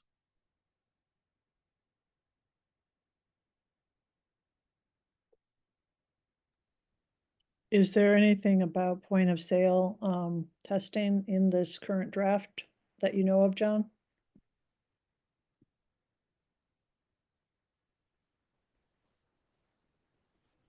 I see your hand, Ted. Just a minute. Thank you. John, if you're talking, you're on mute. I did see one. Yeah, so I'm looking for it now. I can't remember it, but I'm not sure if this Page draft. 11. what's that? It did appear in one of the drafts. but I'm Page not sure 11. draft. Yeah. Page 11, what's that? Yep. The second red paragraph of page 11, it says, the board may choose to require water quality tests be conducted any time the property on which the well is located changes ownership. Yes, which is 11, because I can't seem to get 11. What's the section, what, 8 or what? It's section 8, bottom of section 8. Keep going down. Oh, it's right here? Okay, yeah. Down. Right here? I think it's farther That down, though, is it section. not? The end of that section. Farther down, John. Oh, it's okay, so this is okay, you're supposed to, okay. Under the, Yeah. Okay, down here in red? yes. Okay, yes, okay. That's something I put in recently, so that might be, yeah, the reason why, so it's kind of interesting, that's good. Okay. Okay. Ted, you've had your hand up. Thanks. Ted Merchant with Toll Brothers. Two questions that I have maybe for the board to consider. And I think Matt and Ethan started to touch on one of them, so I figured it was a good time to ask. I think your draft regulations talk about PFAS testing for irrigation wells, and my question is, to what standard are you looking to hold that? As you guys started to touch on, the risk assessment for irrigation is far different than drinking water, right? You're not ingesting it repeatedly over time. So it's just one thing to consider. And then my second question for you guys to discuss is, I know when we were in front of you at the last meeting, one of the reasons for talking about PFAS in the well water in general was that it had been found in the town's public supply system. And I guess my question is, did the town receive any kind of grant money in trying to remediate that PFAS? And if so, now the PFAS testing and the treatment of it is now being pushed without any sort of financial help to all of the citizens of Millis. So just two things to consider. I don't need to talk more than that. I just wanted to bring those 2 points up. Can I respond, Chair, for a moment? Thank you, Ted. Chair, if I could respond Yes, for a moment. yes. Not to answer, you had a number of questions in there, but Ted, but I think one was my suggestion in the draft was, and it didn't make it to this particular draft, was for peer review, because the risk assessment for, let's say, a different route of exposure, pathway of exposure to PFAS, which might not be drinking, but be for other pathways, would raise your exact point, which is, looking at a risk assessment from different pathways. And that would help inform the Board of Health as to what do you do with that information once you have it. And I think I'm not aware of a single Board of Health in the Commonwealth that has the depth that has a risk assessor on their staff full time. And that would require some peer review. But those are exposure pathways, and my suggestion to the board is, if, let's say, you were to find PFAS and you are introducing it to the environment other than drinking, that still is that's a path. Those are pathways that may impact human health or have an impact on human health.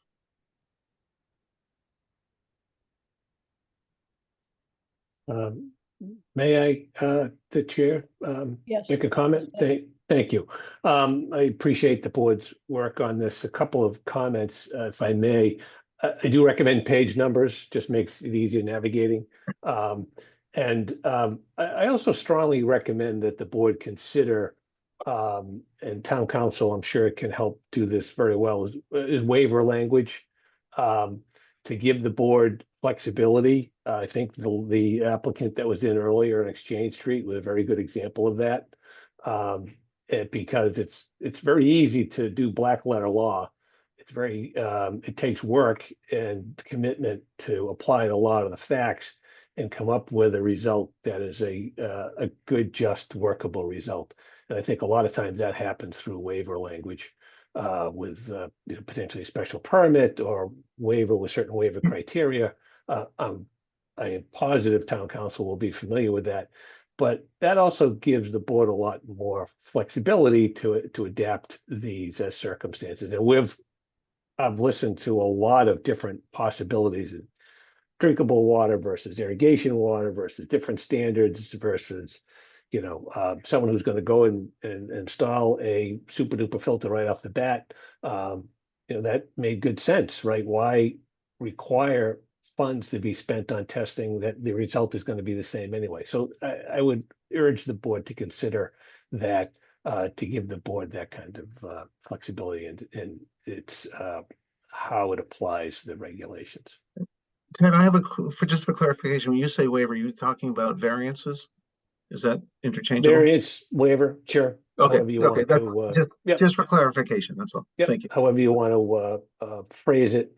My mind thinks of variance in terms of a zoning board of appeals, but a lot of times in regulations you have waiver language or variance language, however you want to call it. But to give the board that flexibility, I think would be very helpful. Thank you. I just wanted that clarified. Sure. Jakar, if I may, this is John Stedman. Yes, John. I don't have a benefit of being able to see this document. It's so small. So my question is, how does this apply retroactively to existing wells? How does it apply retroactively? Well, this is tonight, we're just looking at draft. So Right. we haven't had that part of the discussion. So it's a good question, but we haven't taken that up yet in terms of how does it apply backwards, forward, present, whatever. But it's a good question to put into the discussion. Thank you.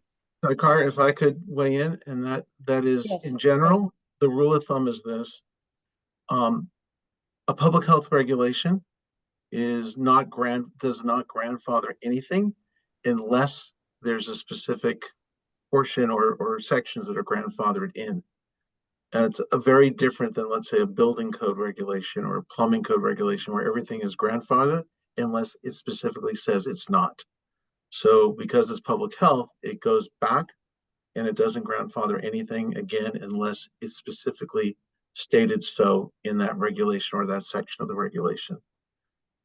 But that doesn't mean that there would not be any grandfathering in here. Again, that would be up for discussion, I would suggest to the board. But overall, public health regulations don't have grandfathering in it. Okay.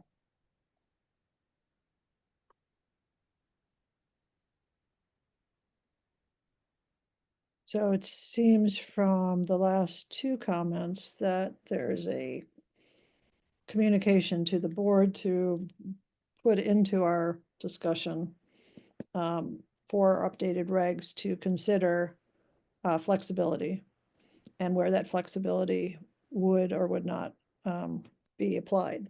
So If I may, to the chair and to Ethan's comment, I do see a variance section, number 15.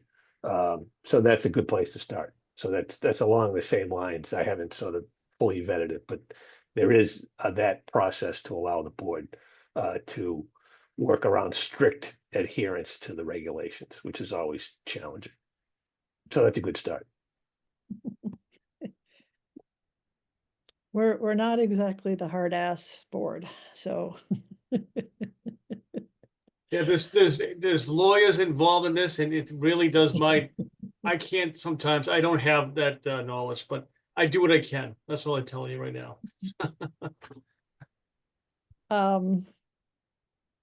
Okay, I want to be mindful of the time because we have a couple more agenda items and we're already over.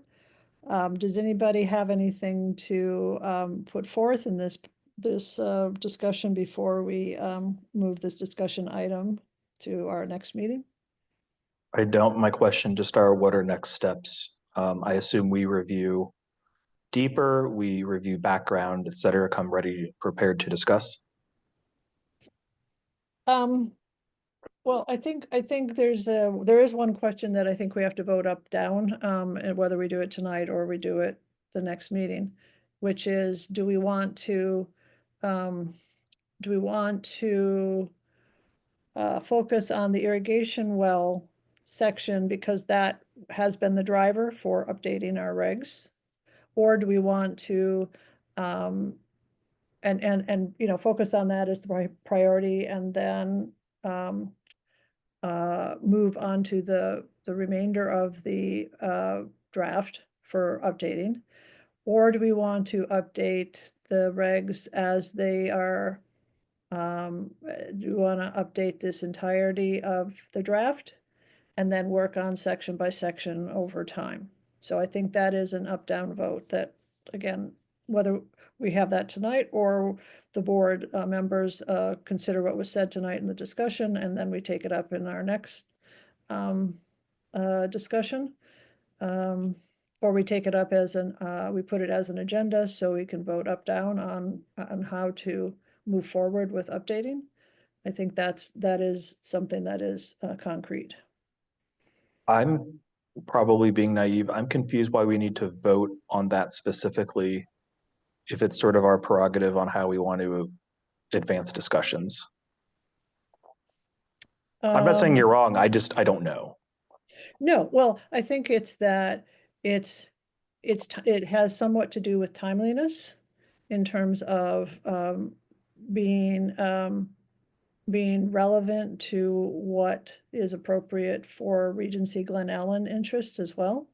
So that rather than kind of holding this process for more months, that there are reasons to do some movement on this process and then have a more lengthy process for the remainder of it. One could argue, I mean, we've heard two distinct points of view, right, with our two public health experts here. So, and again, I'm not proposing that we do an up-down vote tonight. I don't think we're ready to do that, but that would be, for me, the next concrete step in this process. Does that make sense? Yeah, that makes sense. Okay. And Carol, do you have any questions or thoughts or input that you'd like to share? No questions. I'd be more in favor of just going through the regulations and like a meeting and hash it all out at one time instead of dragging it on forever. Mm-hmm.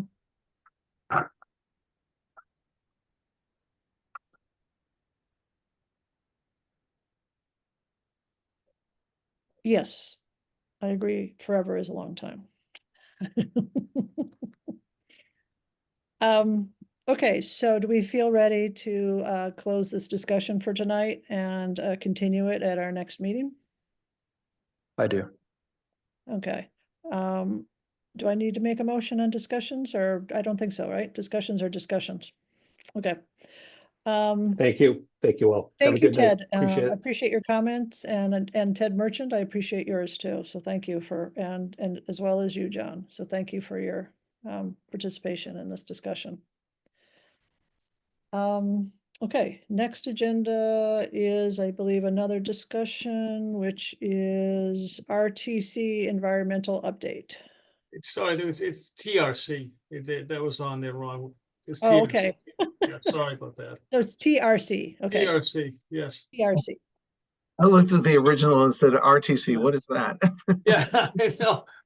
I did it a couple of times in my writing too, like, oh geez, what'd I do? Okay, so who's initiating this discussion item? I guess I am. Okay. Okay, very briefly. I've been in touch with them. Most of it's been verbal by phone. But I did get the message that I need to send whatever emails I have to the office, which I will do first thing tomorrow morning. So we have it on record.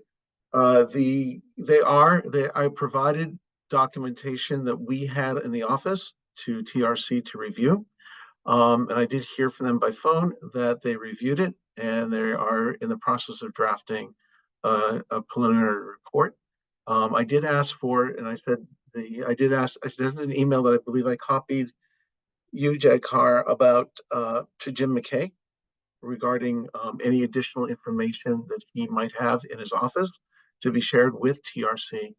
And I received nothing thus far, except that he said that request should go through the town manager. And I have talked to the town manager about that, but I have received no additional information. But they do have a pretty robust data. And the question in front of them is, one, there's a couple of questions in front of them. One is this a health concern? And do we have enough data to determine whether or not this may be a health concern? Another question in front of them is there's a suggestion in the Tata and Howard report that was provided by Glen Ellen, or Toll Brothers rather, that suggested just flushing out the fire hydrants, I think, on an annual basis. I have to look at the exact wording. And would that deal with the conditions? I asked them that question as well. And other than that, I don't have anything other than they asked me, do we have everything you have? So the answer was yes. And I'm waiting to hear back from them. They did say that probably within a week we should have a draft that we would have work. And the second I get it, well, distribute it so that you have it. But I think they said they would do it. Let me look at my calendar. Hold on. He said first week in May, I think by May 2nd, we should have that draft.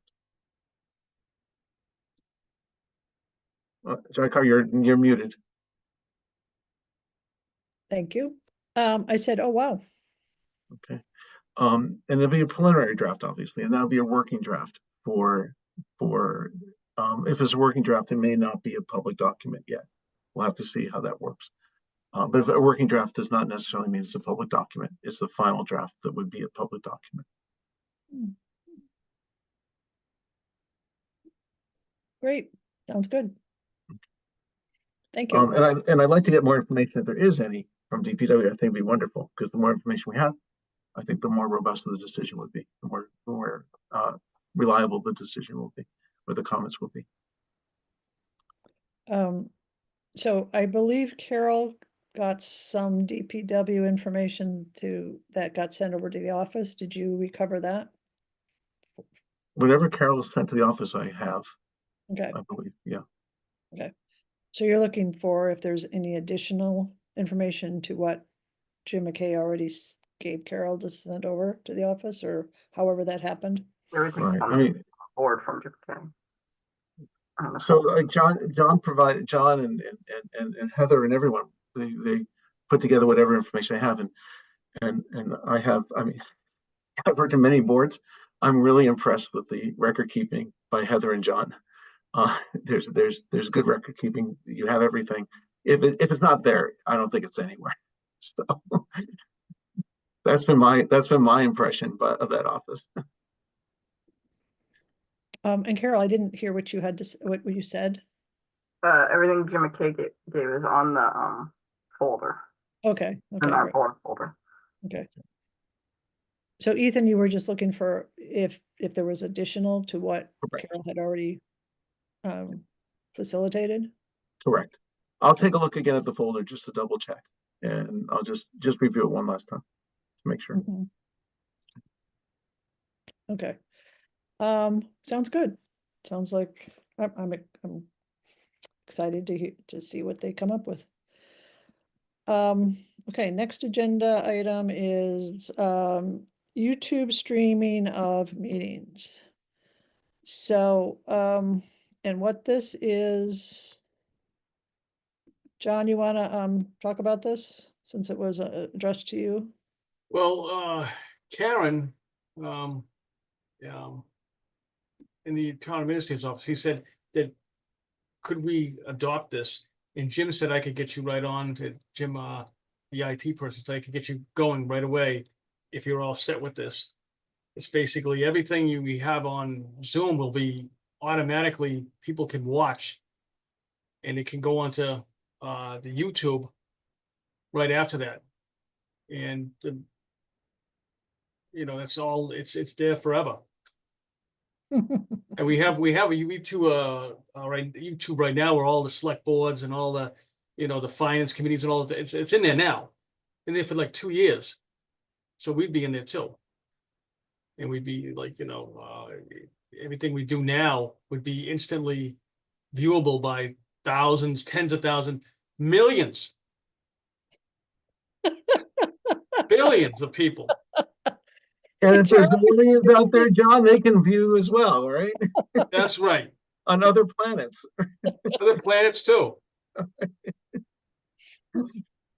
It's everywhere around us. I saw a movie on TV like that once, but yes. Yeah. Whatever whatever you do is in everyone's knowledge. Is everyone's knowledge space right there. For better or for worse. That's right. So I feel like I'm starting to show my age with this question. This would be posted afterwards, right? Not during the live meeting. It wouldn't be live streamed, or it would be. Yeah, it would be live streamed. So I guess my concern is a little strong, but I guess what would give me pause is, do people know that prevents them or precludes them from interacting in the meeting? So if they have questions or whatever, it's simply something they're viewing and not part of? I think it's viewing, and you have to get on Zoom to get yourself on. Right. I just worry that in the effort of making it more accessible, although you have more people listening, you don't have people that have the ability through that platform to interact if they have questions, comments, etc. Yeah, that's why I'll ask Jim, but I assume that's correct. You can't state your case when you're listening to it just for non-Zoom. Yeah, I guess I'm also confused, and maybe this again is me showing my age. Is the idea that YouTube is a website and you can get to it, and that Zoom is an application or a web applet, and that's precluding some people from joining? Because I would think that both platforms are easily accessible by personal and public computers. So I can answer that a little bit. I think one of the purposes of moving to a streaming platform is that you don't have to be present at the meeting. So 2 days later, you can say, oh, I'm curious what the Board of Health did, and now I can just go to YouTube and access that meeting or those meetings. So it makes what our meetings are then viewable forever. And I know, for example, I mean, Kathy Land and I would sometimes talk about something, and then she'd go, oh, let me go back and look at that select board meeting that was 6 months ago. And that's when they talked about it, so I can learn more there about what they, how they got to that decision. So it's becoming more accessible. It's basically moving into being a resource for information and for time and space of a decision or a process. It is not interactive. Like for the select board, you cannot interact. You have to be actually in the room, physically in the room. You cannot interact through the hybrid version. That starts to get way too much, especially if you're trying to conduct a meeting at the same time. Yeah. And I think in general, I'm supportive because I like the idea of the transparency. I just wanted to make sure whoever would be using it is aware of any limitations that might exist. Can I throw another observation in here, and that is I use these YouTube's videos for teaching purposes. So I've gathered from a number of boards of health across the state how they do condemnations and condemnation hearings, and then we use that to assess and to almost like audit them for teaching purposes. And there's a wide variety. I mean, it's very helpful, but it's also can be a little bit embarrassing. I was going to say, Ethan's going to use us as the example of don't do this. Well, I wasn't saying that. I'm just saying that, you know, another thing to add to it, but I guess my point is, it's out there. It can be used for all sorts of purposes. It can be used for teaching, education. It can be used for training. It can be used for Lord knows what. And it's all legitimate. It's a public document, and it doesn't have to be cited. It doesn't have to be footnoted. It's there. It's part of the public domain. Is what it is. So, just letting you know. And your requirements, by the way, you still have to keep minutes. You still have to do all that. That's a requirement. They are fascinating if you have nothing else to do. And usually, I don't know, you know, a white dry wine with it sometimes makes it a little easier. I don't know. I don't drink, but I'm just saying. If you have nothing else to do, you can watch these things. There's lots of them out there. Oh, I have an aunt and she was a librarian for 30, 40 years. She loves YouTube. I mean, she's always going, she like picks a genre or a topic or a historical period, and she just like, you know, binges YouTube videos on it, you know, anything from, you know, really kind of, how should I put it, crafty to, you know, very polished, but, it's probably one of the more democratic platforms, truthfully. You know, or full access platforms, because anybody can upload to YouTube. You just get a YouTube account and bam, you know, the world can watch what you did. So yeah, it's you know, is there anyone that wants to speak counter to doing so? Does anyone feel called to speak counter to becoming part of the YouTube world? Well, my question is, why are they asking this? Are they asking it because they want us to be more accessible, which means have in-person meetings like all the other boards, versus these online, which are, I think, less effective and harder for people to access and be a part of? Because YouTube would also be hard for people to be a part of. Right. You can't just show up to where you know, you gotta know how to use Zoom. You gotta know how to use a computer. So you are limiting people when we're doing an online meeting. Right. It's like, is that the ultimate goal, is to get it more accessible to people? But I don't think YouTube would be accessible because they can't speak to us. They can't participate. They're just watching. Okay, so I can, in reading the letter that was sent from Karen on behalf of the administration, it was, we have had many people ask about being able to view Board of Health meetings. I know you have opted to do all meetings via Zoom, which is allowed, but I suggest you consider live streaming the meetings to YouTube as well. It's a fairly simple process. We've had great success with live streaming select board and finance committee meetings. In a time when everyone is focused on transparency, I think it would be a great way to show the public that we are making an effort to make it easier for them to stay involved. So it sounds to me like they're saying, since you won't be in person, so the Glen Ellen people can come and sit down with us and talk to us, they want us to put it on YouTube so more of them can attend. I'm not clear what the driver is. I'm sure if we asked Karen, she would be, you know, willing to say, yeah, this is what the driver is. I think it's not a far-fetched guess to say that perhaps some of our agendas in the last few months have generated more interest and the feeling of not being able to participate, maybe in the way that they wanted. Even though we are, you know, fully open to whoever wants to attend.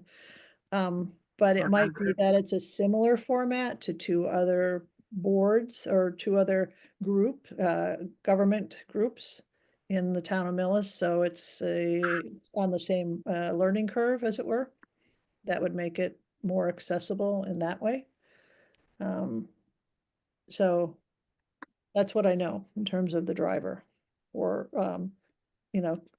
considering having been invited, that the board has been invited to consider this as a choice. By the way, you could still stream if you met in person or you did a hybrid. It doesn't prohibit you from streaming. So it's not either or. Right. Right. And I think that's why I'm, I mean, I think it's worth asking what's the driver, because depending on what the driver is for this,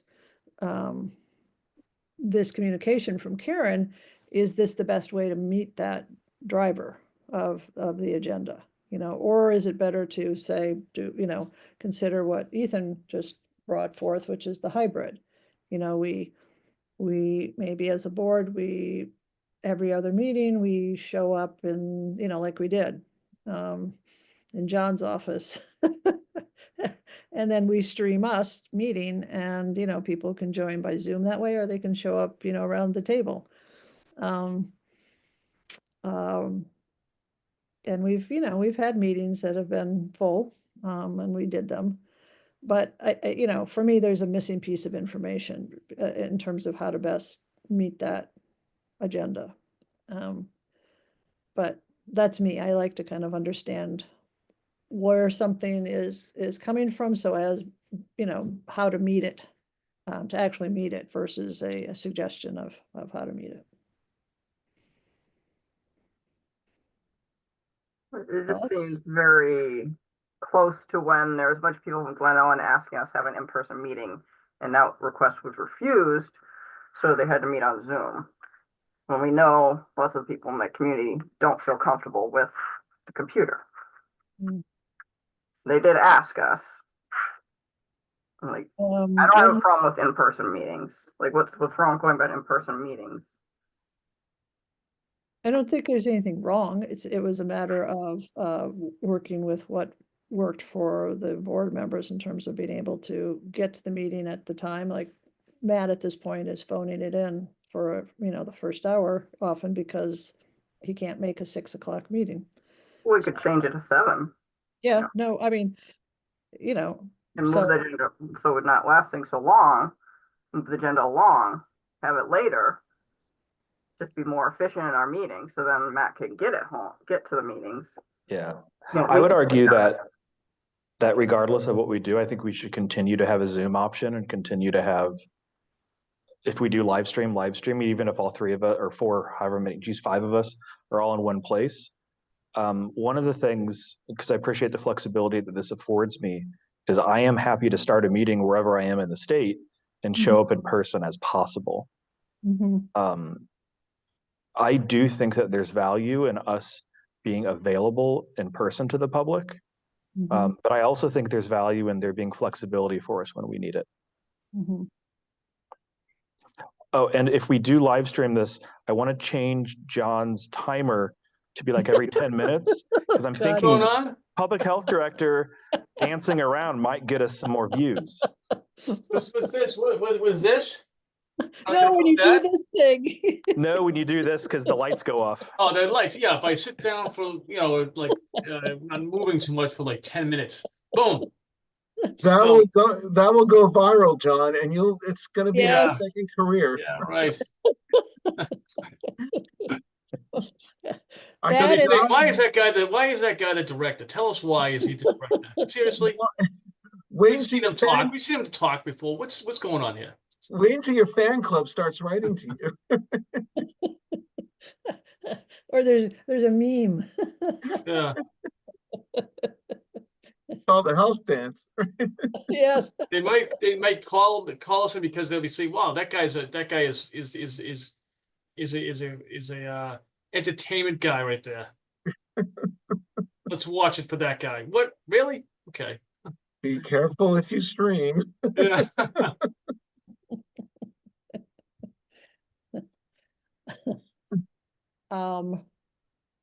Okay, so how do we want to respond to Karen's letter? Do you want to say, sure? Do we want to say we need a little more information? Do we want to say, you know, we're going to go hybrid? I mean, how do we want to do this? I think I would say two things. One is I think we already do hybrid because John's there and Carol is there sometimes. You and I have been online for several years now. Right. I would argue that we continue that practice for flexibility. I am okay with doing it, but it sounds like you want some more information. So I would be supportive of saying, sounds okay, we just want some more info. Right, because I mean, what I just heard Carol say is that what I heard her say, and Carol, correct me if I'm not hearing you accurately, was that there was a request or a desire for in-person meetings that was not met. And so for me, well, that's if it's in-person meetings, is streaming to YouTube going to actually meet that need or desire? Because how is that different than being on a Zoom platform / experience? So that's why I'm looking for more information. It's, you know, are we going to meet that need by, you know, I mean, YouTube is fine. It's a historic, you know, we then become part of internet history. But, you know, if it's people wanting to show up in person, then are we going to be meeting that need by uploading to YouTube? Does that make sense? Yeah, I do think we need to consider the logistics because we can't all crowd around John's computer. If we're all sitting and staring at our own computers, do we need to be in the same room? And how do you interact with the public when you're staring into a camera? On the other hand, I don't think it's reasonable to ask for some, you know, installation of, you know, I guess computer technology, whatever, to facilitate that for a small meeting. Right. Are there rooms in town hall that could be used for an in-person meeting that's larger than John's office? Yes, there are. Yes. It's if you have to get the you got to get it because other people will be looking for it too. But so You have to reserve it. Yeah. You have to reserve it, and that, you know, yeah. so, I mean, some of them are now right now up to six months already done up. So I don't know. Just asking. And I think that's why traditionally we haven't done it right. I think in the past, the select board usually had that room the same night as us, and so they take precedence.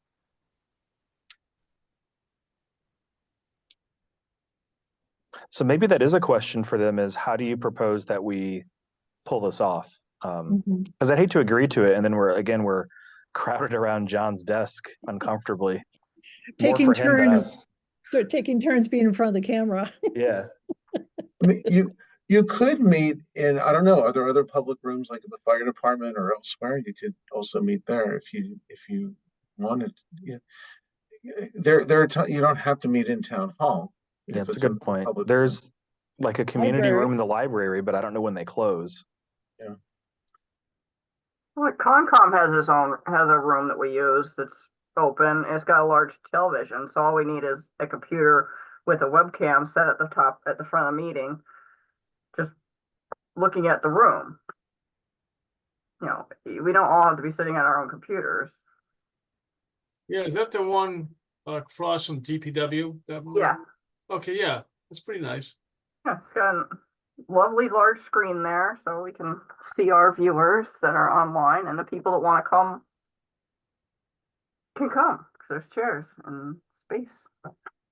Just have to make sure that room has lights on timers so John can wave his arms. I think it's a light switch, so we'll have to work on that.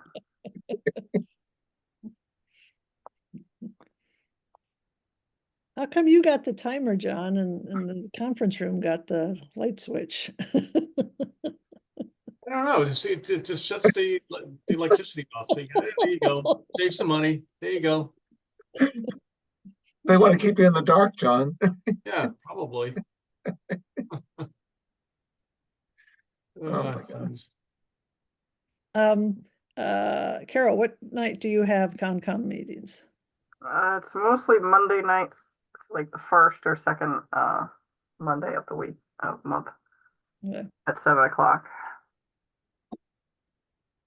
Okay.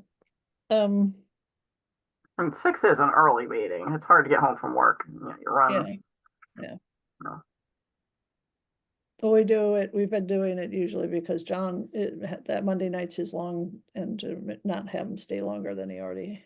I must say, though, not many people have asked to be in the rooms. Yeah. Very rare.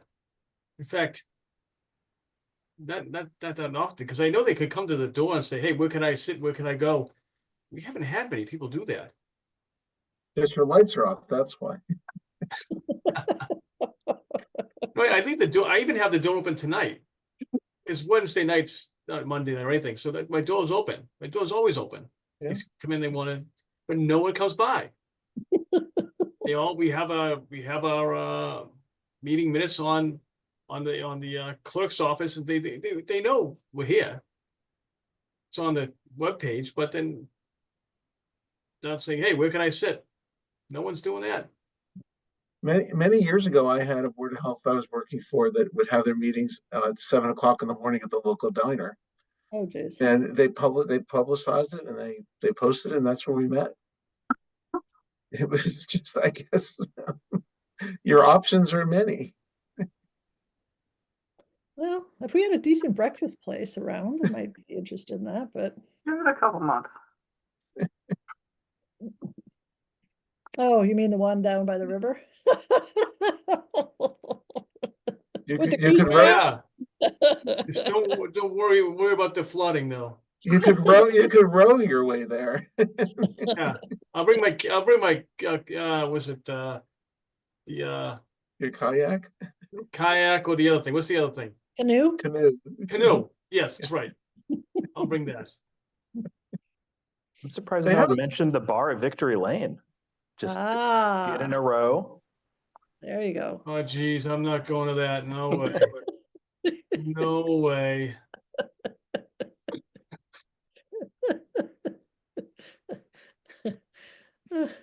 Well, we might get some interest in Board of Health chairs if we start saying, yeah, we meet at rotation around the Millis dive bars. I like this idea. See, if we were live, we'd have to be careful what we're saying now. Because you know what I mean. I know what you mean. It's going to definitely censor us a little bit to be Right. international. I get it. You have so many of such place saying, I watched everything you did last night.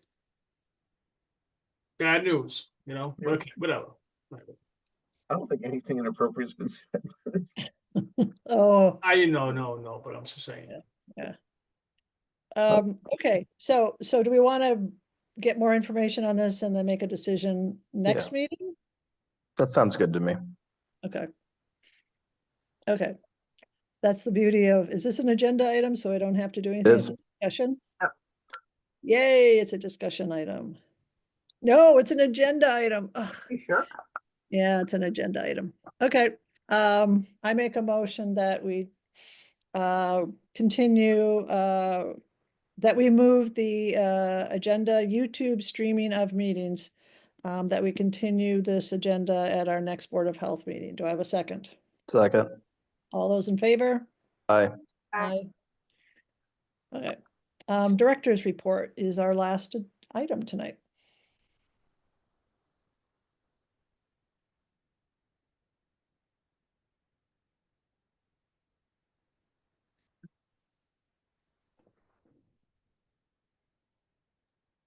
Okay, director's report. Some food inspections that were made. I know that Angelo has more than this, but he hasn't gotten back to me yet. So there's probably like 3 or 4 more on this, but I haven't got them back yet. Title V inspection reports, a lot of Title V, in its conditional pass for the D box. In housing, I've been, and Ethan's been with me. He's very good at this. Continued issue with 337R Village Street housing code issues. We're probably gonna end up in court with the landlord over this. And thankful to Ethan being there because he knows everything about housing, like no one knows, no one else knows, he knows them. 411 Union Street, the housing code issue, it's more simple to that, it's more simple than that when it's, some, mosquitoes that were coming up in the kitchen area, so. Okay, so this is miscellaneous items that are, RG meeting, but it was, nothing was put in the 425 there. But we have LEPC meetings, regulation, TA, MHOH spring seminar, I think,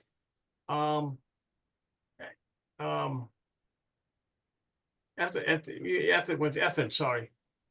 Ethan, you were there too, right? I was at one of them. This is the one that was remote? Yeah. Yeah, spring seminar. Yeah, I was there. 1725, and then environmental health seminar that same weekend. Opioid task force meeting we had this morning. No, it was yesterday morning with the nurse and what they were doing with the money. So that's that. There's other things going on, but I don't have most of the stuff about the work on the wells and things like that.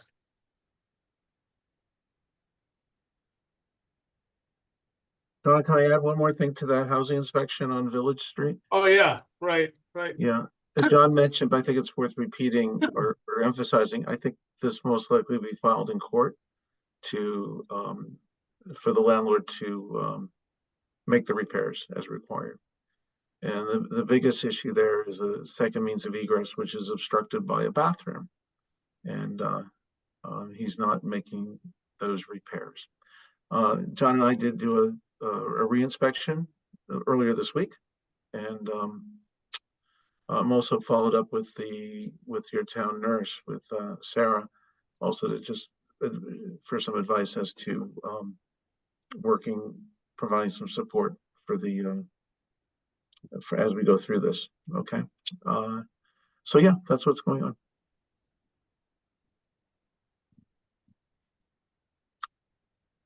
It's on Village Street. There's a number of homes there.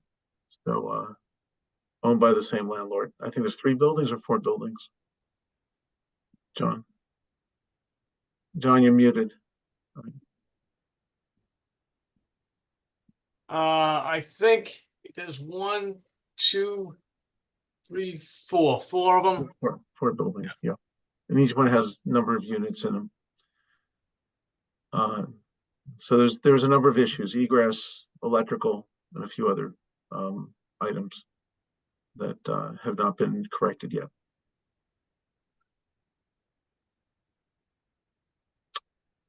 All right. That's what I have to add to the report.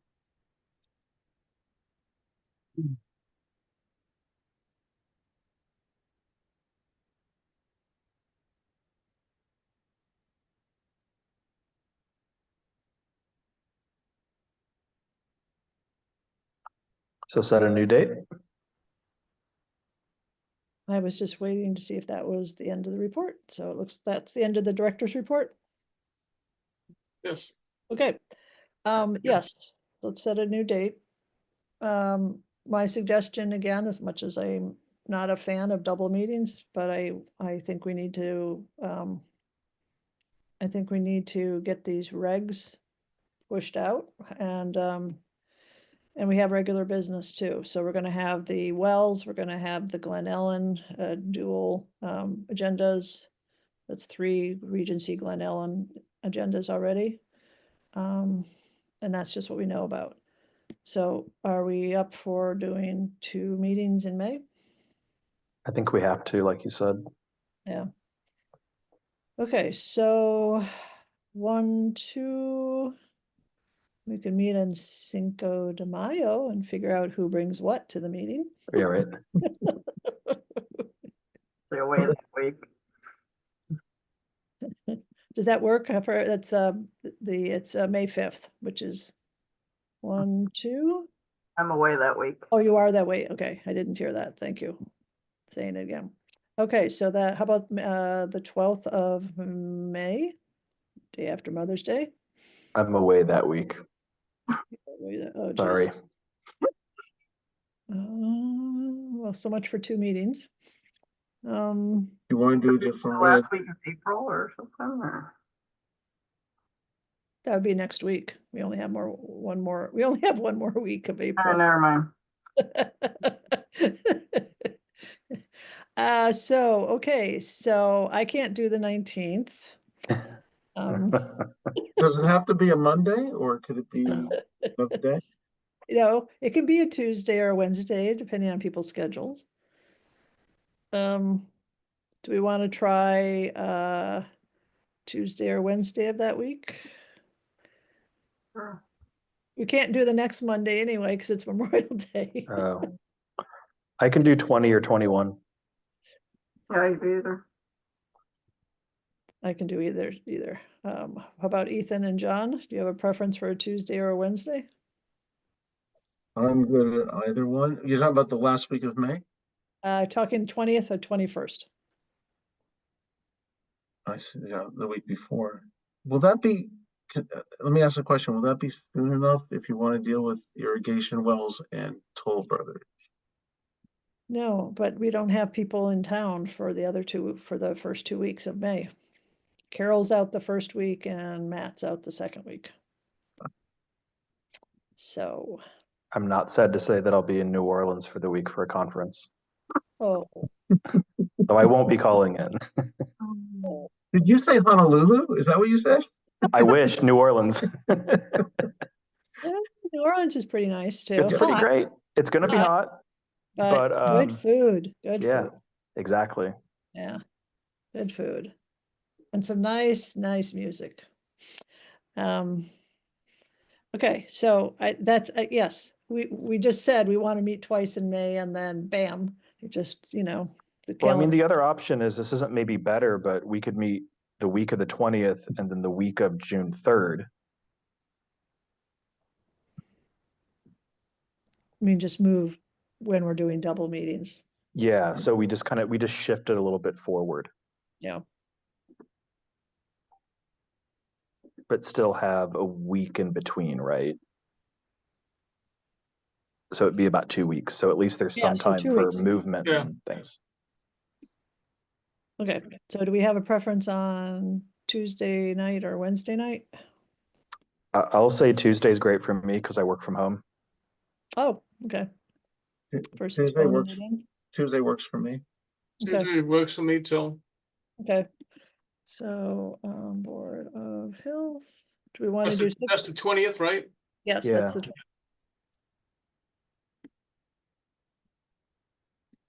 You want to try for an in-person room?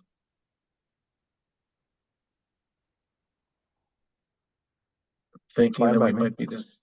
might be discussing the Regency Glen Ellen stuff. Definitely they're gonna be the heavy hitters on that agenda. I've got 3 agendas already, the Regency Glen Ellen. So, we can see if there's a room, on that Tuesday. We know Monday, so by moving to Tuesday, we up our odds of getting a room that's not already reserved. We can meet at their pool. With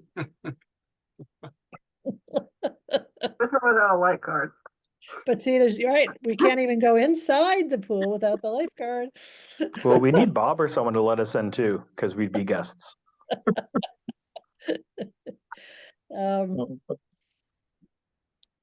Sure.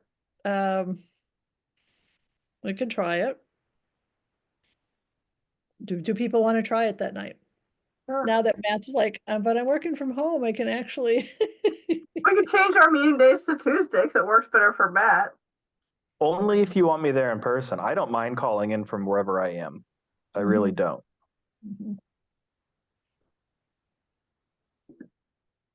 So the question is, do we want to make this, well, no, if we do a hybrid, right? So if we do a hybrid, then people can be either there or not. Right. Do we want to do a hybrid? And if so, who wants to organize the room? and make sure there's a way to be on Zoom. I think we should. I just, not like I'm John's boss or anything, but I guess my question is, are there times where John would want to take this meeting at home? I hate you driving home at 10 o'clock at night, not That's getting there okay. till 11. I know. Yeah, it's all right. To be honest Okay. with you, I don't mind being here. Okay, I don't mind being as here. long as you're okay. Yeah, I get to drive home and no one's on the road and everything else. I like it. I love it. I love it. He All cranks right. up the radio and off he goes. Yeah.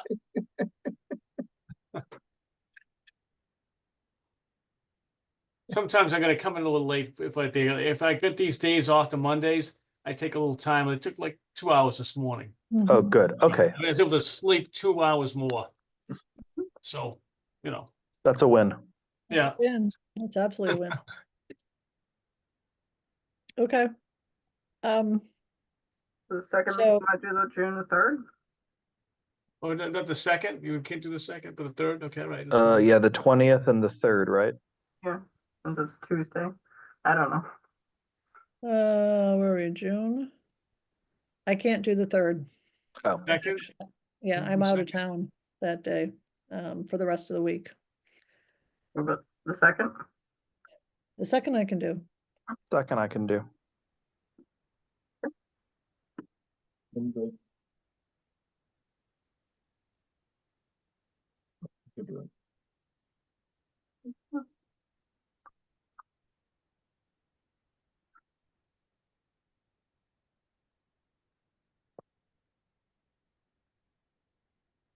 Okay, are we good to, Those are both at 6, right? Yeah. Okay.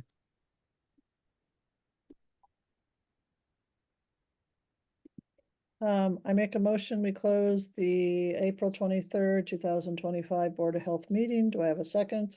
Second. All those in favor? Aye. Aye. All right, good night, everyone. Yes. All right. Good night, everyone. Bye. All right. Bye. See you later.